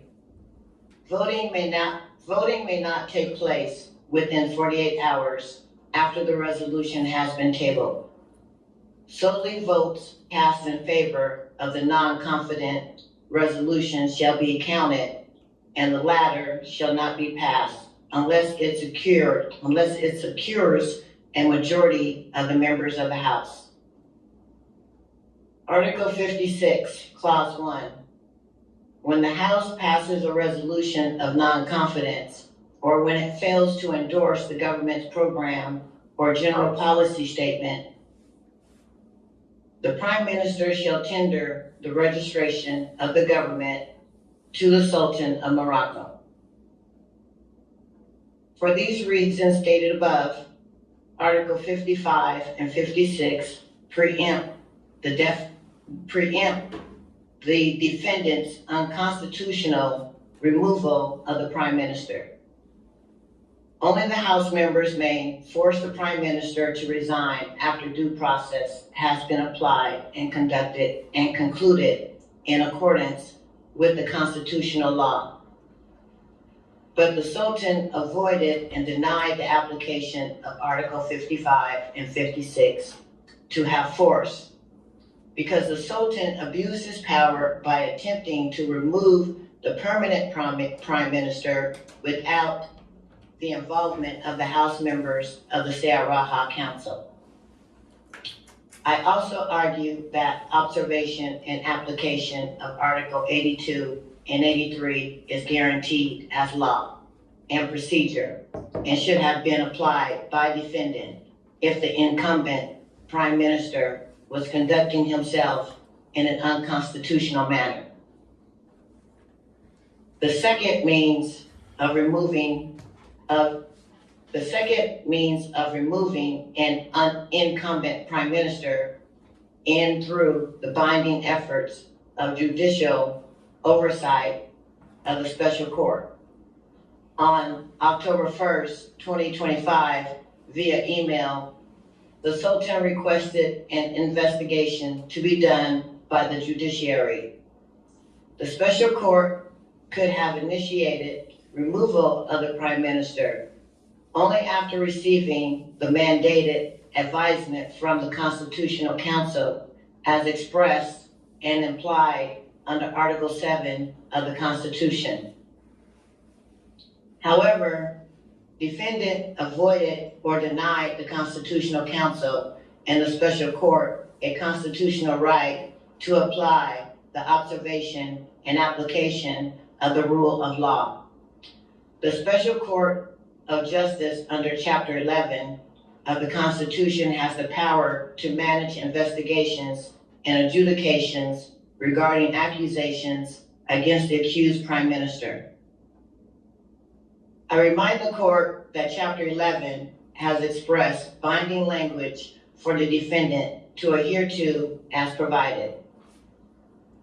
Chapter 11, Article 82, Clause 1, members of the government shall be criminally liable for acts performed in the holding of their office and classified as serious crimes or other major offenses at the time they were committed.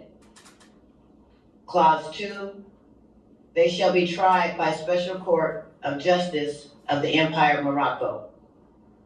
Clause 3, the Special Courts of Justice shall be bound by such definition as serious crimes and other major offenses, and such determinations of penalties are laid down by statute. Also see Article 83 as provided.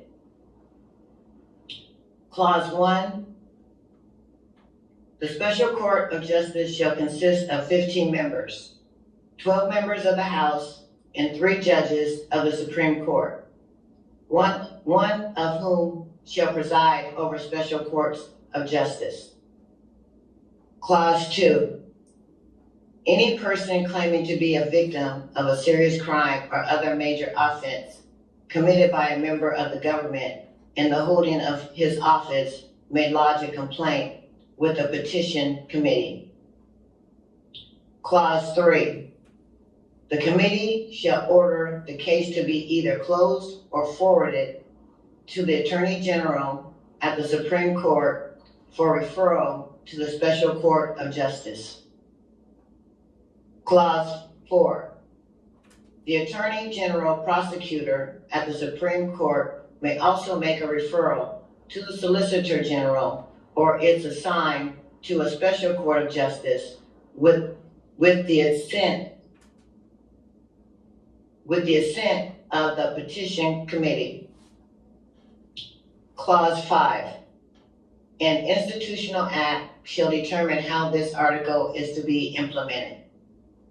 Clause 6, the provisions of this chapter shall apply to acts committed before their entry into force. For the reasons above, I suggest to the court that the Constitution is clear and should have been observed and applied by the defendant before he unlawfully decided to unilaterally remove the permanent prime minister on October 1st, 2025.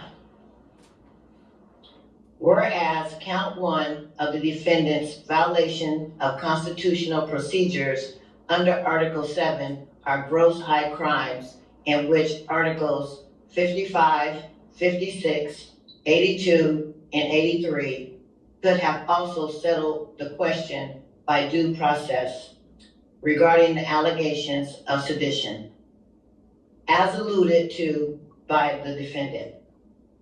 Nevertheless, the office of Prime Minister is constitutionally protected from the Sultan's unilateral will. The Sultan's power, while immense, is not absolute. For these reasons stated above, Article 82 or 83 preempts the defendant unconstitutional removal of the Prime Minister.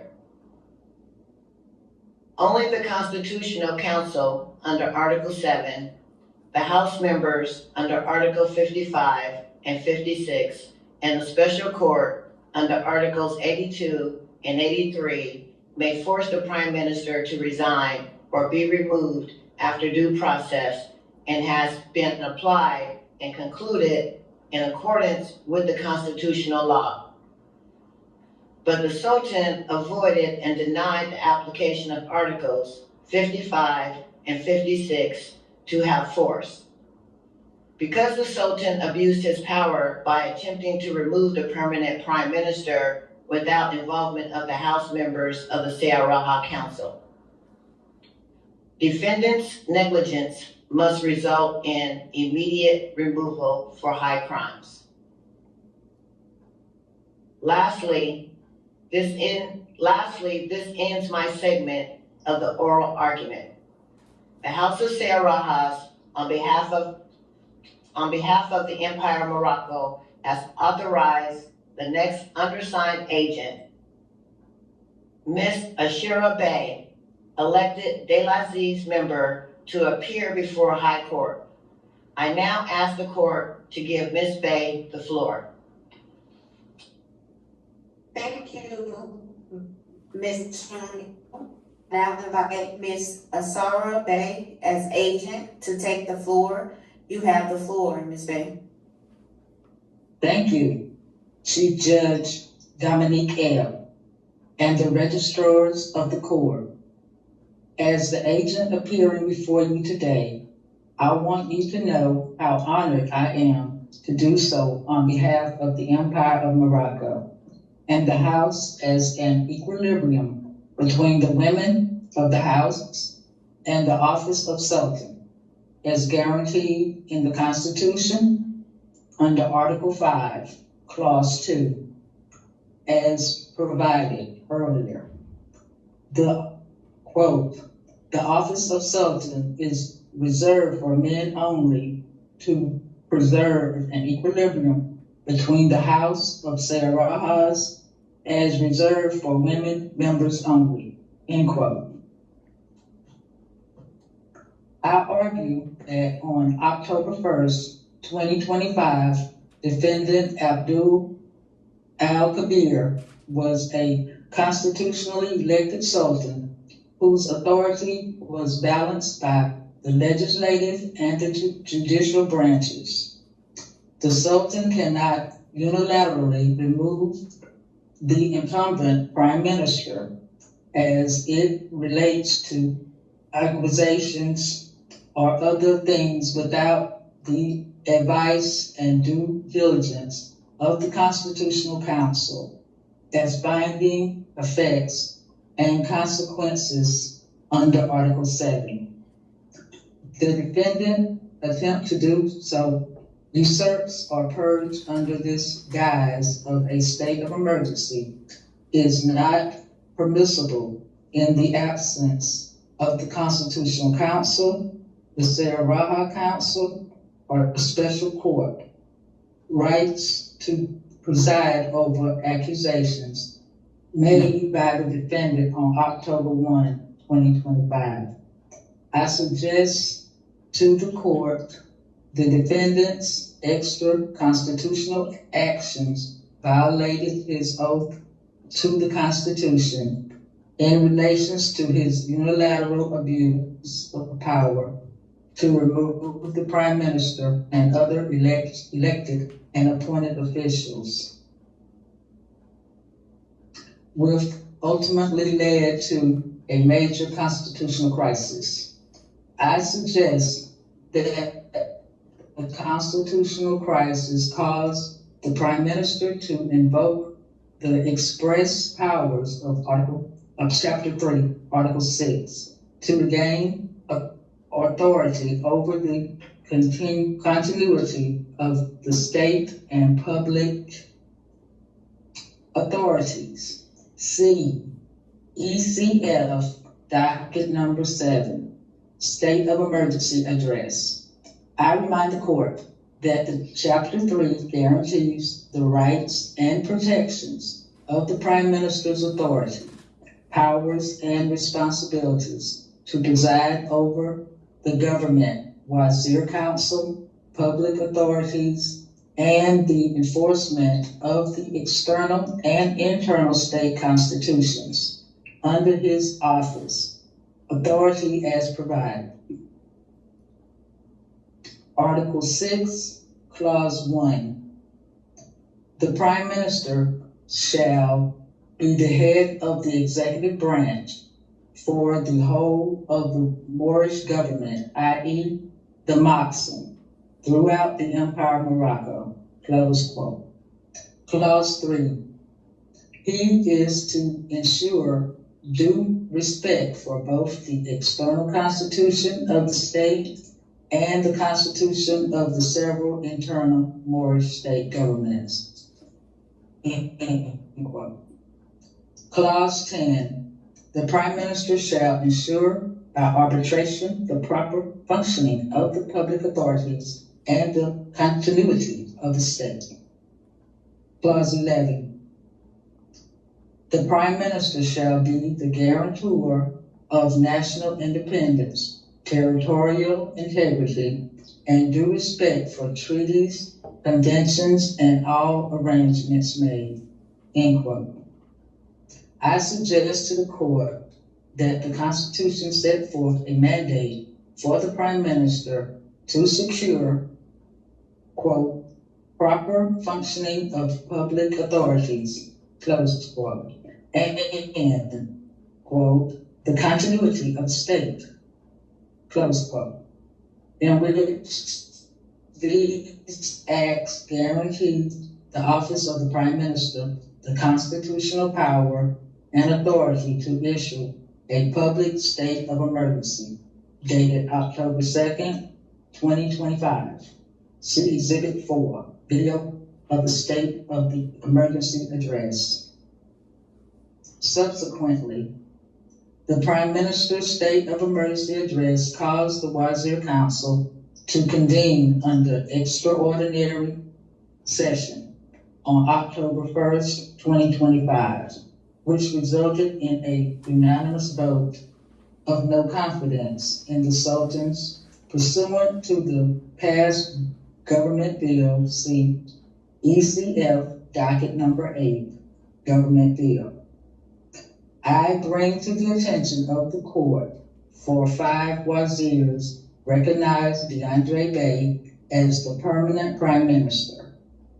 The Wazirs rejected the Sultan's attempt of removal. Moreover, the Sayaraha Council's extraordinary private member bill recognized DeAndre Bey as the permanent Prime Minister.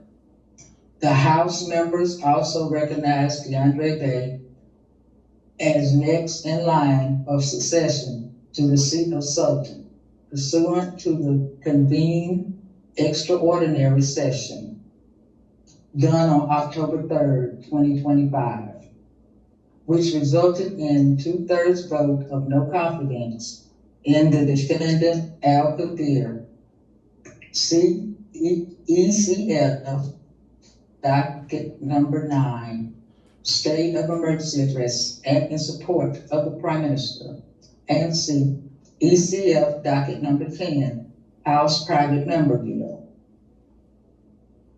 Also see a supporting letter of no confidence against Al-Kabir, which was submitted by Sarah Queen Bey in favor of the private member bill dated October 3rd, 2025. See Exhibit 5, Queen Bey. I also call to the attention of the court a public address given by the Speaker in relation to the state of emergency. See Exhibit 6, House in support of the Prime Minister. I affirm that the Chief Judge of the Supreme Court of the Empire of Morocco accepted and recognized the Joint Assembly Act passed by Wazir Council and the Sarah Council under Chapter 6, Powers of the Constitution regarding extraordinary sessions. I suggest to the court that the powers of the Wazirs and the Sarah's vote of no confidence against the Sultan rendered the Sultan incapacitated by force majeure, whereas the Prime Minister, Wazirs, and the Sarah determined that the Sultan was patently incompetent with his continuing in office. As a result, the defendant was suspended of all powers effective October 5th, 2025, while awaiting a ruling from the High Court of the House of High Crimes.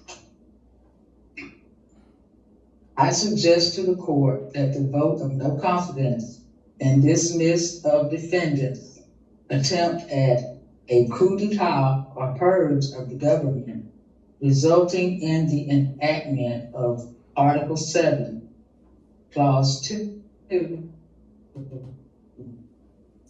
as provided, quote, the Prime Minister shall be first in line of succession to the office of Sultan if the Sultan becomes incapacitated by relinquishment, impeachment, or death, end quote. I suggest to the court that Chief Justice Isaac Bey administer the oath of office for DeAndre Bey to occupy the office of interim Sultan. See Exhibit 7, video of oath taking, and supporting signed letter. See Exhibit 8, oath done by Chief Judge of the High Court, which Al-Kabir is incapacitated as a result of the injunctive relief binding on Al-Kabir and the office of the Sultan. Whereas the High Court acceptance of the Sarah's private member bill set forth an extraordinary motion to the High Court to convene a judge and declare the nature of relief sought by the women of the House of Sarah's.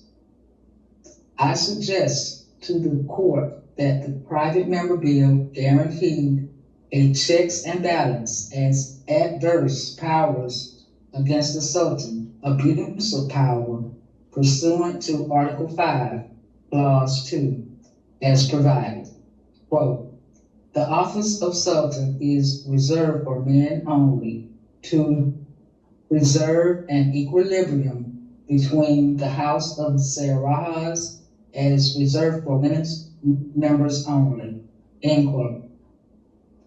I suggest to the court that the women of the House, in correlation with the Chief Judge of the High Court of the House, have the shared immense power to suspend the Sultan's powers and immediately remove the Sultan from office. pursuant to the express, implied, and inherent powers of Article 81 of the Constitution as provided. Article 81, Clause 1. His Majesty the Sultan shall not be removed from the office during the term thereof on any grounds other than treason, bribery, or high crimes patently incompatibility with his continuing in office. Such removal from office shall be proclaimed by the House sitting at the High Court. The proposal to convene the High Court adopted by the House shall immediately make its decision known within 15 days of recipient thereof. Clause 2. Quote, the High Court shall be presiding over by the Chief Judge of the Supreme Court. It shall give its ruling as to the removal from office of the Sultan by the House public ballot within 1 month. Its decision shall have immediate effect. Close vote. Clause 3. Ruling on the substantive merits given hereunder shall require a 2/3 vote by the members of the entire registry of the House. No proxy voting shall be allowed. Only votes in favor of the removal from office or the convening of the High Court shall be counted. Close quote. I affirm that the plaintiff asked the defendant to answer 4 questions in order to satisfy the plaintiffs and the High Court of the House as provided in the supplemental memorial. But the defendant failed to answer the questions in writing by the deadline of October 12th, 2025. Nevertheless, plaintiffs submit the proposed question again, but the time during an oral motion hearing as follows. Question 1. At the time of the incumbent Prime Minister removal on or before October 1st, 2025, by decree of the Sultan, did the defendant receive written or verbal advisement pursuant to Article 7, Clause 3, from the Constitutional Council to remove Andre Bey from his permanent office as Prime Minister? Question. Question 2. At the time of the incumbent Prime Minister removal on or before December 1st, 2025, by decree of the Sultan, did the defendant receive written or a verbal ruling pursuant to Article 71, Clause 3, from the Constitutional Council to remove Andre Bey from his permanent office as the Prime Minister? Question 3. At the time of the incumbent Prime Minister removal on or before October 1, 2025, by decree of the Sultan, did the defendant receive written or a verbal vote of no confidence pursuant to Article 55 and 56 from the House of Sarah Rajas in order to remove Andre Bey from his permanent office as Prime Minister? Question 4. At the time of the incumbent Prime Minister removal on or before October 1, 2025, by decree of the Sultan, did the defendant receive written or a verbal ruling pursuant to Article 82 and 83 from the Special Court to remove Andre Bey from his permanent office as the Prime Minister?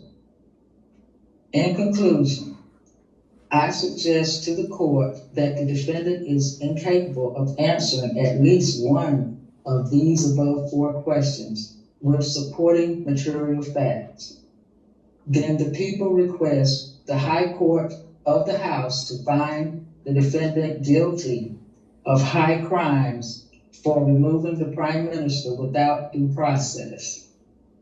The High Court must find that Abdul Smith Al-Kabir, ex-rel Abdul Smith Bey's actions against elected and appointed officials as color of law and color of authority, resulting in acts that are ab initio, void ab initio, and thus unlawful.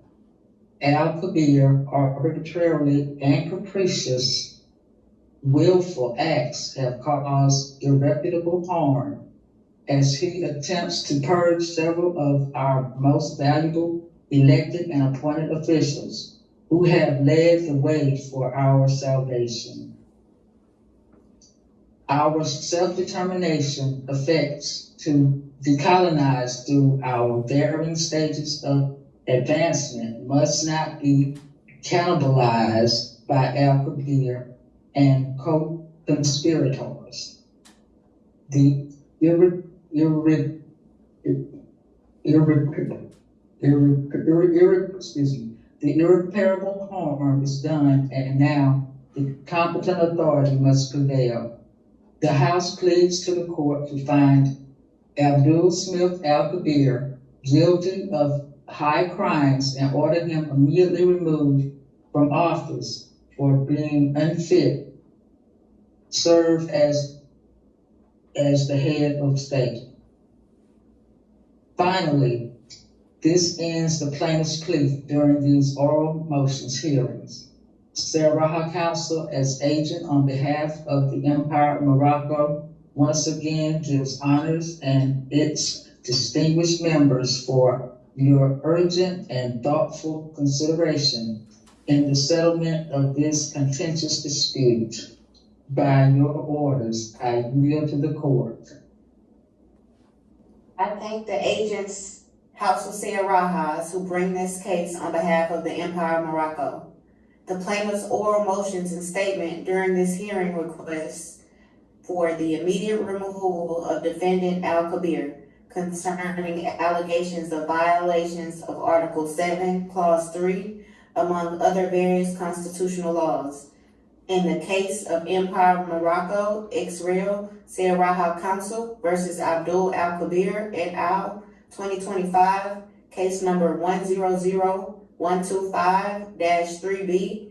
I would like to thank the agents of the Sarah Council for their statements. In accordance with the usual practice, I shall request the agents of the Empire of Morocco to remain at the court's disposal to provide any additional information that the court may require. Plaintiff's oral hearing, written motions, and material discovery evidence are now under review by the court's chambers. The court makes note again that the defendant was not present in today's oral hearings. Defendant was afforded their substantive due process to argue against the plaintiff's written claims by submitting a written counter memorial, but did not. The court recalls that the defendants were giving judicial orders via letters to the non-moving party. The letter of the order clearly stated that the defendants' failure to appear will likely cause the plaintiff's motion to prevail on the merits pursuant to Article 53 of the Statutes of the Court. Criminal contempt of court orders will likely ensure for failure to appear as set forth in the briefing schedule pursuant to Article 44, subsection 4(5) of the Statutes of the Court. Additionally, criminal contempt of court orders will likely ensue if the defendants do not adhere to the orders to make any written and oral appearance pursuant to Article 54 of the Statutes of the Court. Since the court had no other business before it today, the sitting is declared closed. Okay, now that ends the plaintiff's oral hearing, all right? That's the Morsi Up top it says, 3 hearings regarding due process of law and procedure. Number 1, plaintiff's oral hearing, motion to remove dated October 17, 2025, which was 1 hour, 16 minutes. See ECF Docket number 34. Okay, now we're moving to the second virtual hearing, okay? Number 2, defendant's oral hearing. But spoiler alert, the defendant had what? Failure to appear dated October 19, 2025. The hearing was only 7 minutes, okay? That's docket number 37. So let's take a look at that, okay? Just a moment. High Court of the House, Empire of Morocco, District, State of AMPAC. Case concerning Al-Kabir high crimes. Defendant's oral motions hearing. Presiding, Dominique Ill, Interim Chief Judge. The High Court. Bench composed as above. The virtual sitting is open. This High Court has subject matter jurisdiction regarding Article 81, Clause 1, 2, and 3 of the Constitution of the Empire of Morocco, in correlation with Articles 48 and 60 of the Statutes of the Court, in harmony with the rules and statutes of Consular Court, among other things. The High Court of the House, hereinafter the Court, meets today under Article 54 of the Rules of the Court to hear the oral arguments in the high crimes case cited as Empire of Morocco, ex rel. Sayaraha Council versus Sultan Al-Kabir et al. 2025, case number 100-125-3B. Allegations in the contentious dispute include violations of Article 7, Clause 3 of the Constitution of the Empire of Morocco, done by defendant on October 1st, 2025, inter alia. The Moroccan party to this criminal case is the Sayaraha Council on behalf of the Empire of Morocco, collectively the plaintiff. Plaintiff is suing in its official governmental capacities. This case is against the suspended Sultan Abdul Smith Al-Kabir, ex rel. Abdul Smith Bey, the defendant. Hereinafter, short title Al-Kabir. Defendant is sued in his official capacity. The High Court calls case number 100-125-3B in the matter of high crimes. The court notes defendant, Mr. Abdul Smith Al-Kabir, is not present in the virtual courtroom as summoned by the briefing schedule, ECF Docket number 5. Defendant did not provide a written specific explanation for his absence, nor has the defendant submitted a motion for a continuance. Defendant was aware of today's oral motions hearing according to the Registrar of Court notice, ECF Docket number 36. As a result, it is hereby ordered. First, the court record will reflect that plaintiff, Sayaraha Council et al. Is present in today's hearing of October 19, 2025. Second, the court record will reflect that defendant Al-Kabir et al. Submitted a written response to plaintiff's oral motions, ECF Docket number 35. Third, the court record will reflect that defendant Al-Kabir et al. Is absent in today's oral motions hearing as a failure to appear, FTA. Fourth, the court record will reflect that defendant has been afforded a due process hearing to present his oral motions to the High Court on October 19, 2025, and adversarial to plaintiff's oral motions hearing, which was done on October 17, 2025, ECF Docket number 34. Fifth, the court record will reflect that plaintiff shall not have to respond to the defendant's written response until defendant has appeared and given his oral arguments virtually in front of the High Court. Sixth, the court record will reflect that sanctions for the defendant's violation of non-appearance will be denied. Motion for removal will be denied, in correlation with ECF Dkt. 32. Seventh, the court record will reflect that plaintiff does not have to provide a written response to defendant by the briefing scheduled date on October 20th, 2025 as a result of defendant's non-appearance in today's hearing. Eighth, the court record will reflect that plaintiff does not have to provide an oral argument until time the defendant has concluded his oral hearing. And ninth, the court record will reflect that plaintiff's initial complaint, supplemental memorial, and supporting facts as a plea for the immediate removal of the defendant Al-Kabir will more than likely prevail on October 26, 2025 as a result of the defendant's willful non-appearance and failure to state a legal oral argument adverse to the plaintiff's claim, pursuant to Article 52, 53, and 59 of the statutes of the court, as provided. Article 52. After the court has received the proof and evidence within the specific period, it may refuse to accept any further oral or written evidence that one party may desire to present until the other side consents. Article 53, Section 1. Whenever one of the parties does not appear before the court or fails to defend its case, the other party may call upon the court to decide in favor of its claim. And also, see Section 2. The court must, before doing so, satisfy itself that it has jurisdiction per Article 36 and 37, and that the claim is well-founded in fact and law. Article 59, Section 1.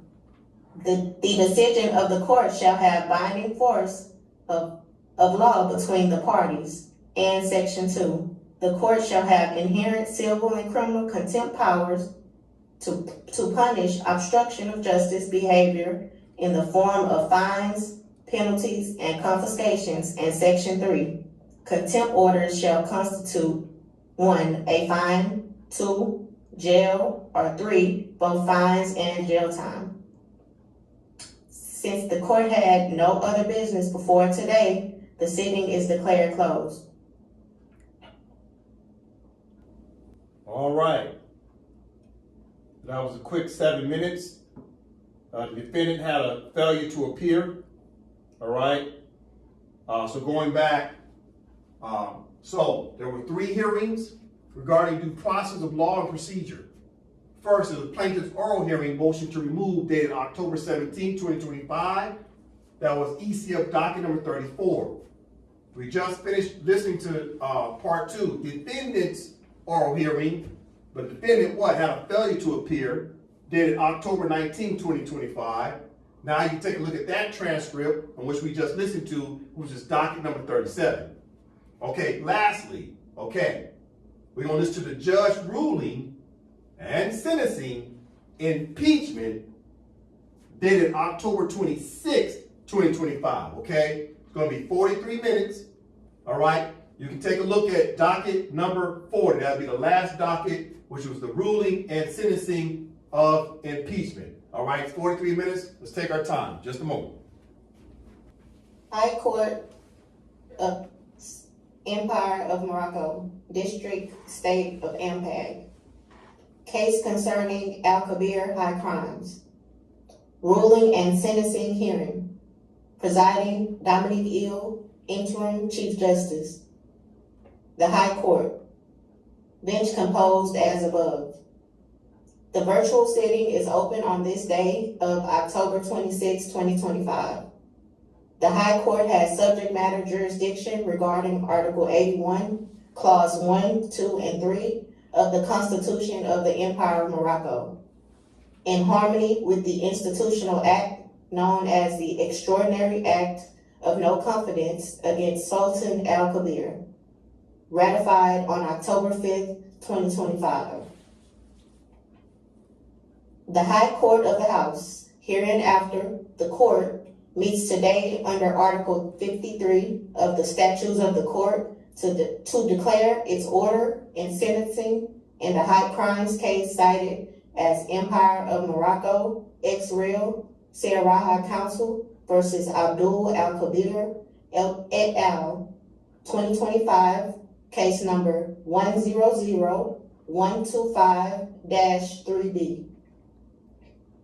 Allegations in this contentious dispute include violations of Article 7, Clause 3 of the Constitution of the Empire of Morocco, among other things. The Moroccan parties to this criminal case is the Sierra Council on behalf of the Empire of Morocco, collectively the plaintiff. Plaintiff is suing in its official governmental capacities. This case is against the suspended Sultan Abdul Smith Al-Kabir, ex-rel Abdul Smith Bey, the defendant. Hereinafter, short title Al-Kabir. Defendant is sued in his official capacity. The High Court calls case number 100125-3B in the matter of high crimes. The court notes defendant Mr. Abdul Smith Al-Kabir is not present in the virtual courtroom as summoned by the briefing schedule ECF Dkt. number 5. Defendant did not provide a written specific explanation for his absence, nor has the defendant submitted a motion of continuance. Defendant was aware of today's order and sentencing hearing according to the registrar of the court, notice ECF Docket number 38. Nevertheless, the plaintiff has satisfied its procedural requirements and has repeatedly requested the High Court to remove the defendant from the office of the Sultan pursuant to Article 81, Clause 1, 2, and 3 of the Constitution. Therefore, after Article 53, subsection 1 and subsection 2 of the statutes of the court, is permissible for the court to deliver its ruling, order, and sentencing in the absence of the defendant as provided. Article 53, subsection 1, whenever one of the parties does not appear before the court or fails to defend its case, the other party may call upon the court to decide in favor of its claim.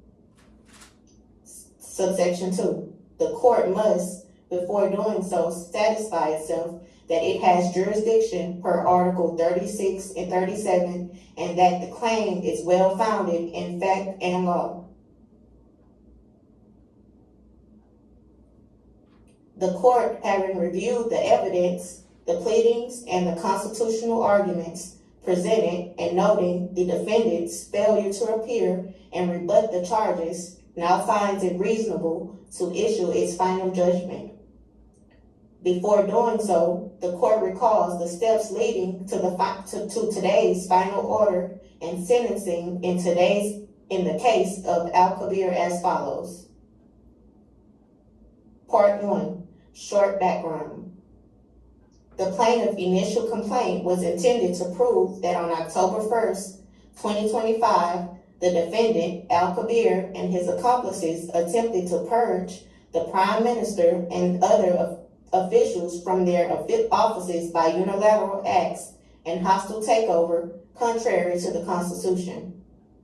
The unprecedented actions taken by the defendant are defined by the Wazirs and Sayarahas as an attempted coup d'etat, which was orchestrated and led by the head of state and other bad actors.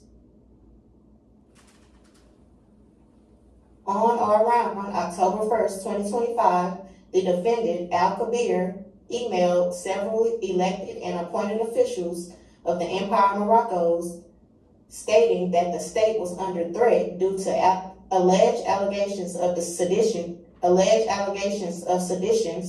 inter alia. The defendant also declared a state of emergency as it relates to the allegations.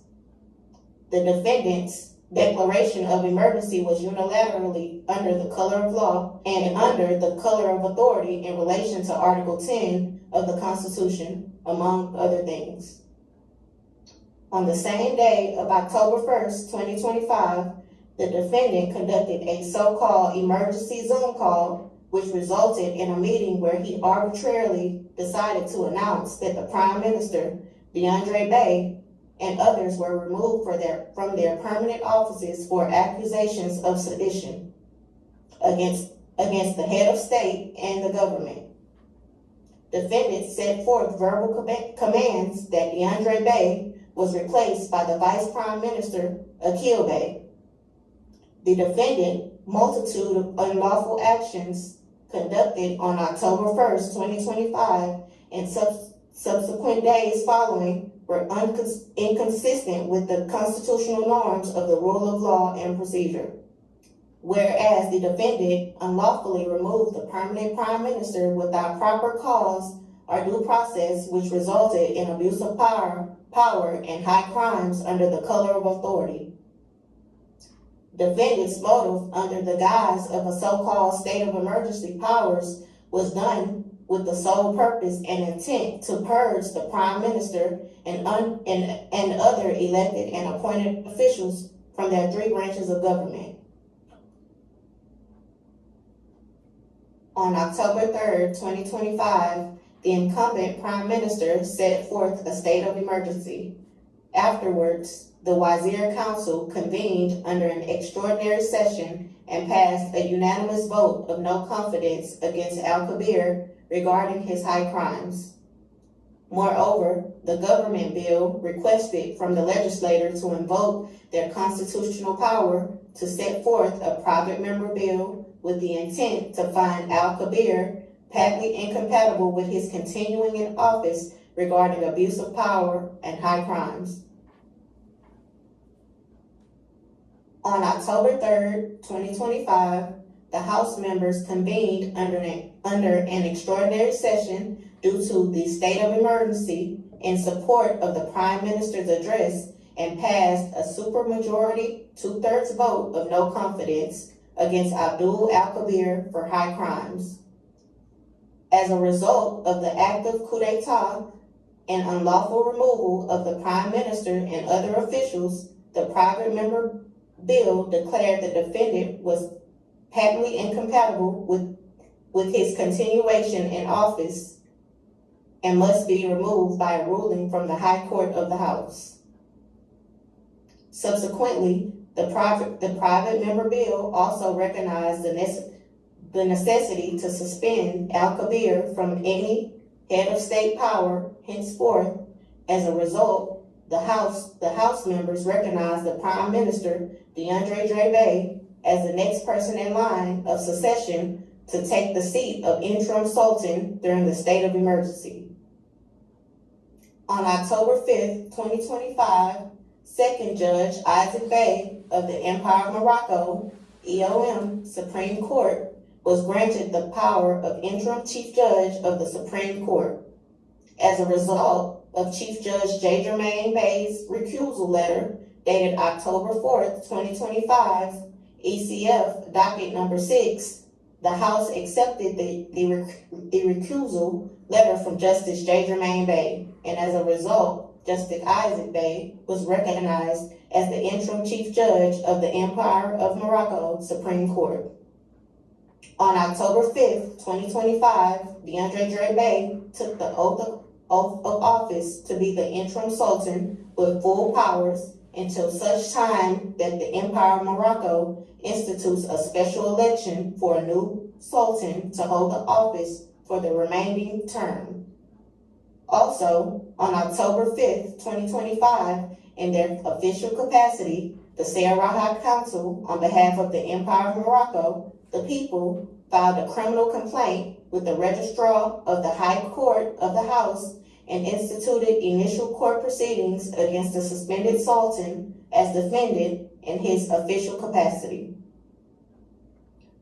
Additionally, on the same day, the registrar gave notice to defendant Al-Kabir that the High Court has issued court summons for him to respond to the plaintiff's complaint application in accordance with the briefing motions and hearing schedule ECF Dkt. Number 2, 3, 4, and 5.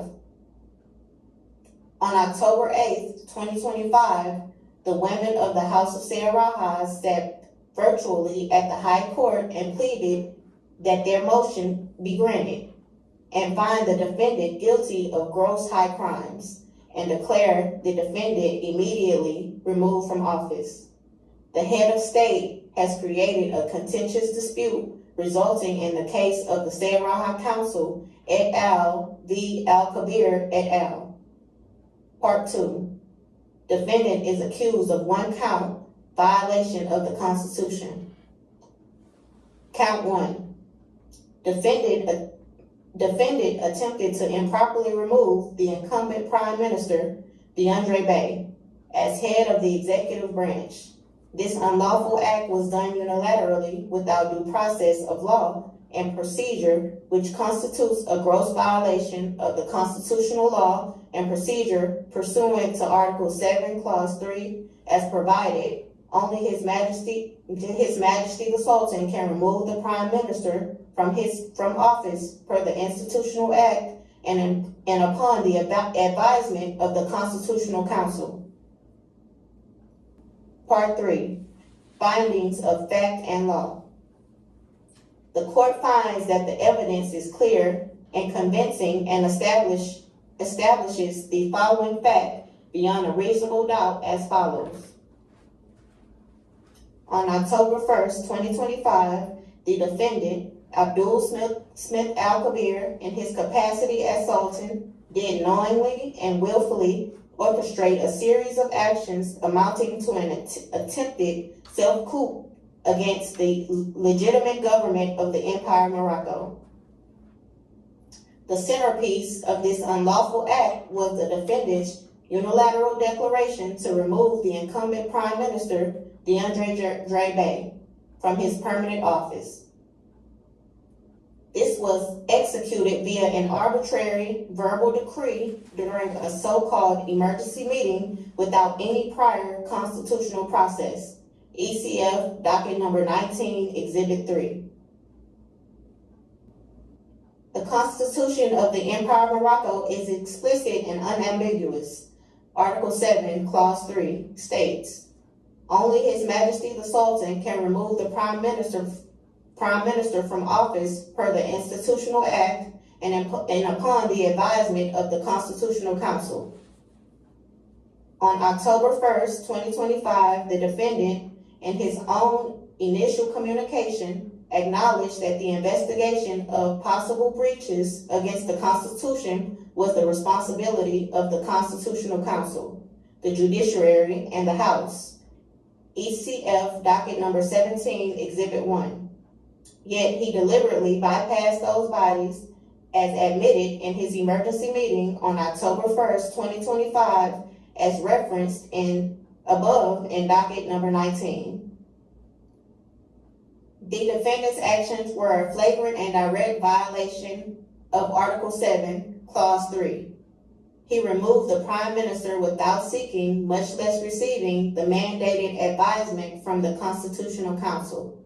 This act was not a lawful exercise of power, but an abuse of power by usurping the exclusive roles of the legislative and judicial branches, and by purging a duly appointed head of the executive branch.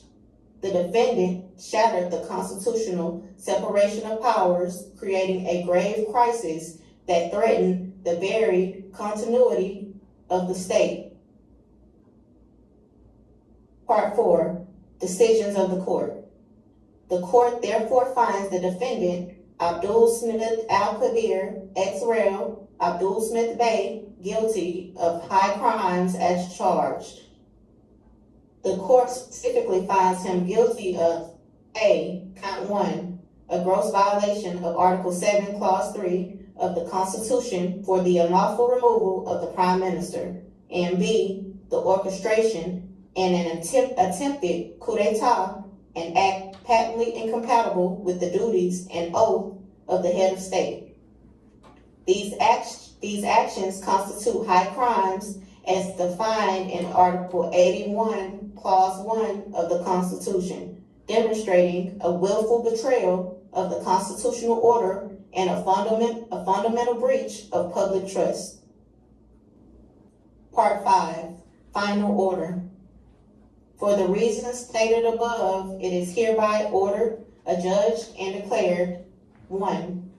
The defendant, Sultan Al-Kabir et al., is hereby immediately removed from the office of the Sultan of the Empire of Morocco without interruption by the defendant or any persons, accomplices, and co-conspirators of the coup d'etat. 2. The defendant shall not continue to avail himself publicly or privately as the Sultan of the Empire of Morocco after the date of October 26, 2025, or be subject to indirect contempt court, which includes fines, jail time, or both a fine and jail time. 3. All actions taken by the defendant on and after October 1st, 2025, regarding the removal of government officials, including the Prime Minister, all declared null, void, and of no legal effect, being void ab initio. 4. The Attorney General is hereby authorized to enforce Sections 1, 2, 3, and 3 of this order by any means necessary. 5. The government shall formally convene an election committee to organize and conclude a special election for the permanent office of the Sultan. 6. The candidacy and final vote shall be completed within 15 days, starting with the date of October 27, 2025. The virtual oath for the new Sultan shall be administered by Chief Justice Dominic Ill no later than November 15, 2025 by 8:00 p.m. Mountain Standard Time. 7. As a result of the newly elected Sultan taking his oath, the interim Sultan, DeAndre Drebe, shall immediately be entitled on the same day to resume as the incumbent Prime Minister during his 7-year term in office and entitled to choose a new Vice Minister, so ordered. Sincerely, Dominic Ill, High Court Chief Judge, Empire of Morocco. Memorandum of Opinion by Chief Justice Dominic Ill. Judicial reasoning for finding of guilt in the case of Al-Kabir, 2025. On October 26, 2025, in the case cited as Empire of Morocco, ex-rel, Sierra Council versus Sultan Al-Kabir, the court issues this opinion to detail the legal and factual reasoning for its finding that the defendant, Sultan Al-Kabir, is guilty of high crimes. This determination is based on a preponderance of the evidence set forth in the docket's exhibits, the unambiguous language of the Constitution of the Empire of Morocco, and the ratification of the Extraordinary Act of No Confidence against Sultan Al-Kabir. Part 1. Jurisdiction and Procedural Posture. The High Court derived its authority to adjudicate the matter directly from Article 81 of the Constitution, which empowers the High Court of the House to rule on the removal of the Sultan for treason, bribery, and other high crimes. The plaintiff's initial complaint and application, ECF Dkt. Number 1, and the plaintiff's supplemental memorial, ECF Dkt. Number 16, properly invoked the jurisdiction. The defendant did not challenge the subject matter jurisdiction of the court in a properly written response or during defendant's oral motion hearing, ECF Docket Number 35. As a result, the registrar set forth a notion to the defendant's ECF Docket Number 36, and the court make note on the record of the defendant's failure to appear, ECF Docket Number 37. The defendant, despite adequate notice and opportunity to be heard, ECF Docket Number 5, is in procedural default for failure to appear and failure to respond to the plaintiff's 4 critical interrogatories, ECF Docket number 16, Section 7.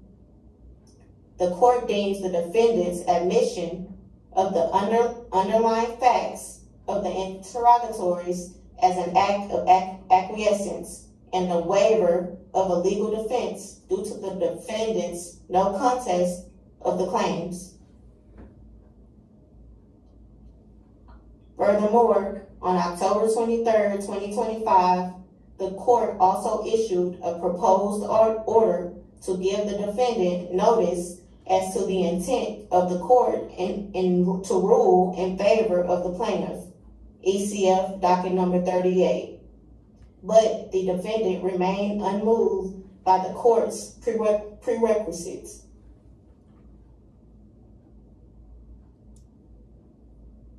Part 2. Weighing the defendant's failure to appear. The defendant's refusal to participate in the proceedings, despite numerous notices from the registrar, permits the court to draw adverse inferences. Defendant offered no justification for his actions, presented no contrary evidence, and therefore failure to rebut the overwhelming case presented by the plaintiff. Moreover, the court exhausted its procedural remedies in lieu of ordering a bench arrest warrant to compel the defendant to appear by force. The court showed clemency towards the defendant, but the defendant showed disrespect, a lack of integrity, and further evidence of being unfit to hold the office as head of state. Whereas Sultan Al-Kabir, aka Abdul Smith Bey, took an oath to uphold the Constitution, which included his strict adherence to the provisions and due process under Article 81 of the Constitution. Part 3. Analysis of the central constitutional violation, Article 7, Clause 3. The gravamen of the charge against the defendant is the unlawful removal of the incumbent Prime Minister, DeAndre Bey. The court's analysis begins and ends with the plain text of the Constitution. Whereas the Constitution is the country's fundamental body of laws and procedures, anything to the contrary notwithstanding. Section A, the express language of the Constitution. Article 7, Clause 3 is unequivocal. Only His Majesty the Sultan can remove the Prime Minister from office per the Institutional Act and upon the advisement of the Constitutional Council. Emphasis added. The court interprets this clause as follows. 1. Only His Majesty the Sultan. This confirms the removable power is the solemn prerogative of the Sultan, not a unilateral act. It's a collective act after advisement. 2. Upon the advisement of the Constitutional Council. This is the critical, non-negotiable condition precedent to the exercise of that power. The term upon advisement of imposes a mandatory procedural hurdle. The Sultan's power to remove is not triggered until after he has received and considered the formal, independent counsel of the Constitutional Council. For these reasons above, the court availed itself to the rule in favor of the constitutional due process of procedure as a fundamental prerequisite and the rule of law. Section B, application to the defendant's action. The substantiated evidence is inescapable and the interrogatories were not answered. 1. In his email of October 1st, 2025, ECF Docket number 17, Exhibit 1, The defendant himself acknowledged the proper channel, stating that in the absence of an official constitutional counsel, it is my understanding that the judiciary shall take its place in dealing with investigations and complaints. As the Sultan of Morocco, I command the Constitutional Council, the judiciary, the House, and/or all relevant administrative authorities to investigate a possible breach against the Constitution and seditious acts concerning certain high-ranking government officials as outlined in the attached affidavit of truth. 2. However, within hours on the same day, he utterly circumvented the judiciary, House, and all relevant administrative authorities' means of due process. The recorded Zoom meeting ECF Dkt. number 19 Exhibit 3 captures the defendants unilaterally declaring the Prime Minister removed and appointing a replacement, among other alleged removals. 3. The plaintiffs' 4 interrogatories, ECF Docket number 16, see Section 7, subsection 104 through subsection 107, directly challenge the defendant to produce any evidence of the required advisement or ruling from the Constitutional Council before removal, or a ruling from the special court before removal, or a vote of no confidence from the House before removal. 4. The defendant's failure to answer these questions is a tacit admission that no such constitutional prerequisite existed. Defendant did not submit a written adverse legal argument or submit any discovery evidence to challenge the plaintiff's questions or claims. For these reasons above, it is reasonable for the court find the defendant's act of removing the Prime Minister ultra vires beyond his legal authority and void ab initio, null from the beginning. Removal was not a constitutional act, but an arbitrary and capricious abuse of power. Part 4. High crime, categorized by 3 reasons. The court finds that the improper removal of a permanent Prime Minister rises to the level of high crimes under Article 81, Clause 1, for 3 primary reasons. Reason 1, patent incompatibility with the office. A head of state who willfully violates a court explicit check on his own power, a check designed to protect the separations of power, demonstrates a fundamental unfitness for office. Defendants' subversive actions show a belief that he is above the very Constitution he swore to uphold. This is the definition of an act patently incompatible with Al-Kabir continuing in office. Reason 2, the act of a self-coup. The defendant did not merely attempt to remove the legitimate Prime Minister. He also attempted to remove the legitimate Chief Judge of the Supreme Court in violation of Article 75 of the Constitution. Defendant attempted to unilaterally decapitate the head of the executive branch and the head of the judiciary without constitutional authority. Defendant attempted to arrogate unto himself powers which are only reserved for other branches pursuant to the separation of powers. Defendant's subversive acts were not a simple error in judgment. Defendant's deliberate and orchestrated seizure of power and attempt to alter the constitutional order by fiat. The subsequent and swift response by the Wazir Council and the House of Sarajas, passing votes of no confidence and recognizing the legitimate prime minister as the interim sultan were not acts of sedition, but lawful and necessary measures of constitutional self-defense against defendant Al-Kabir's attempted self-coup.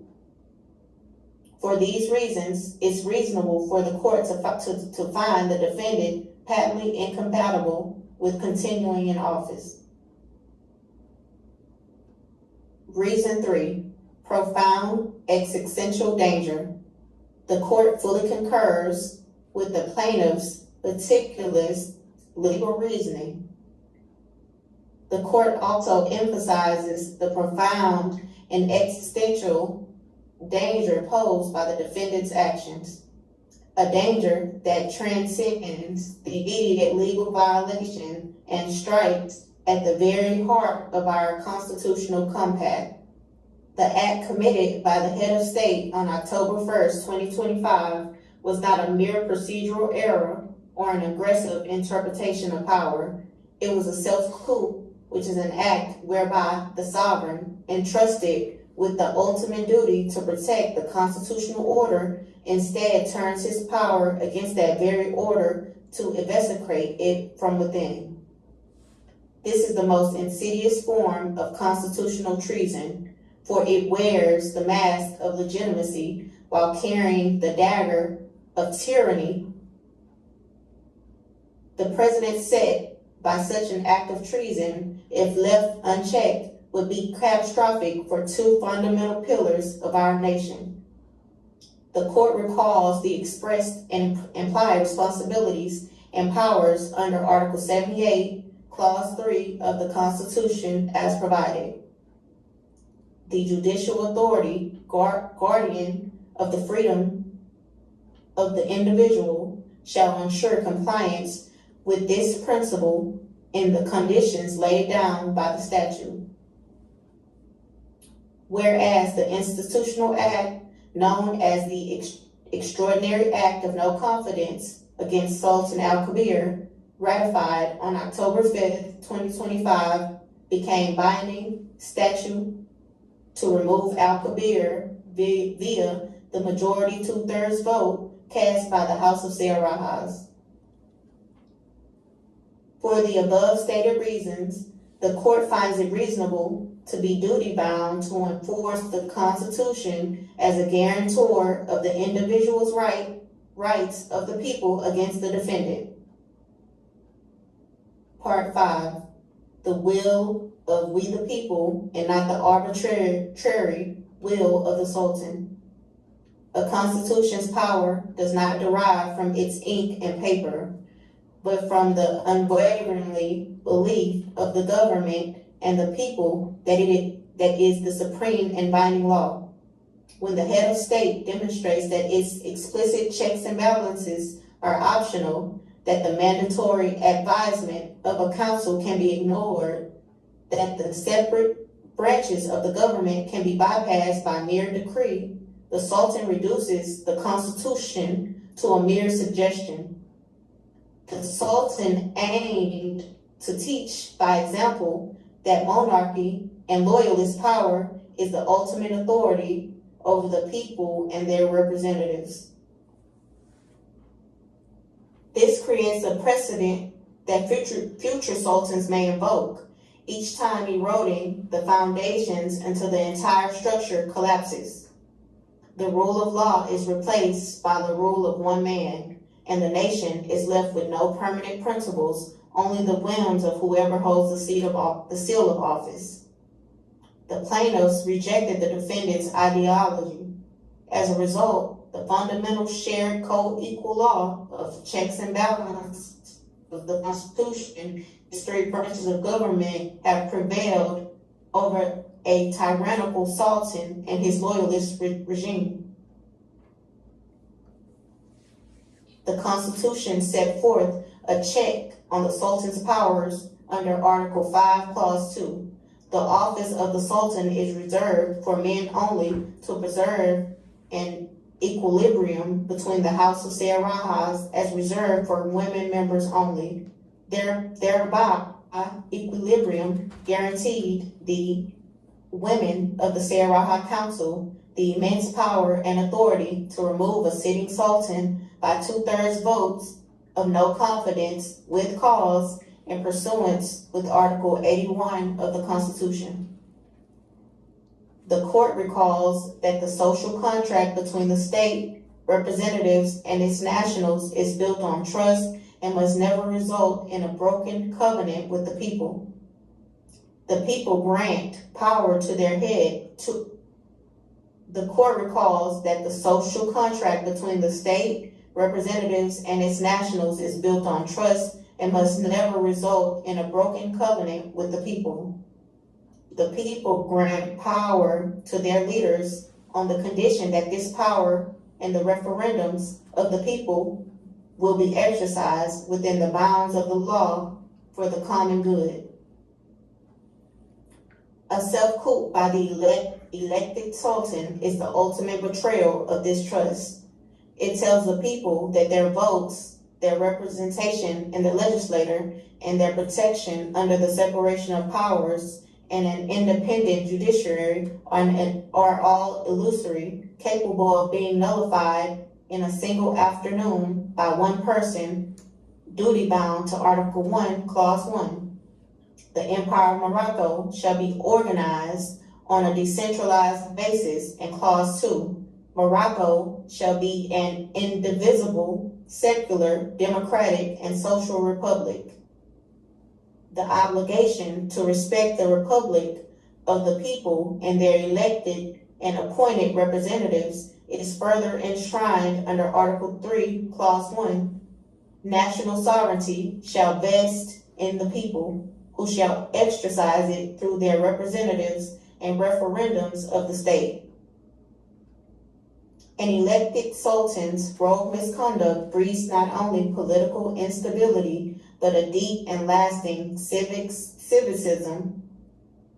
If the highest office in the land is not bound by law, then the nationals can't be bound either, which leads to anarchy or martial law.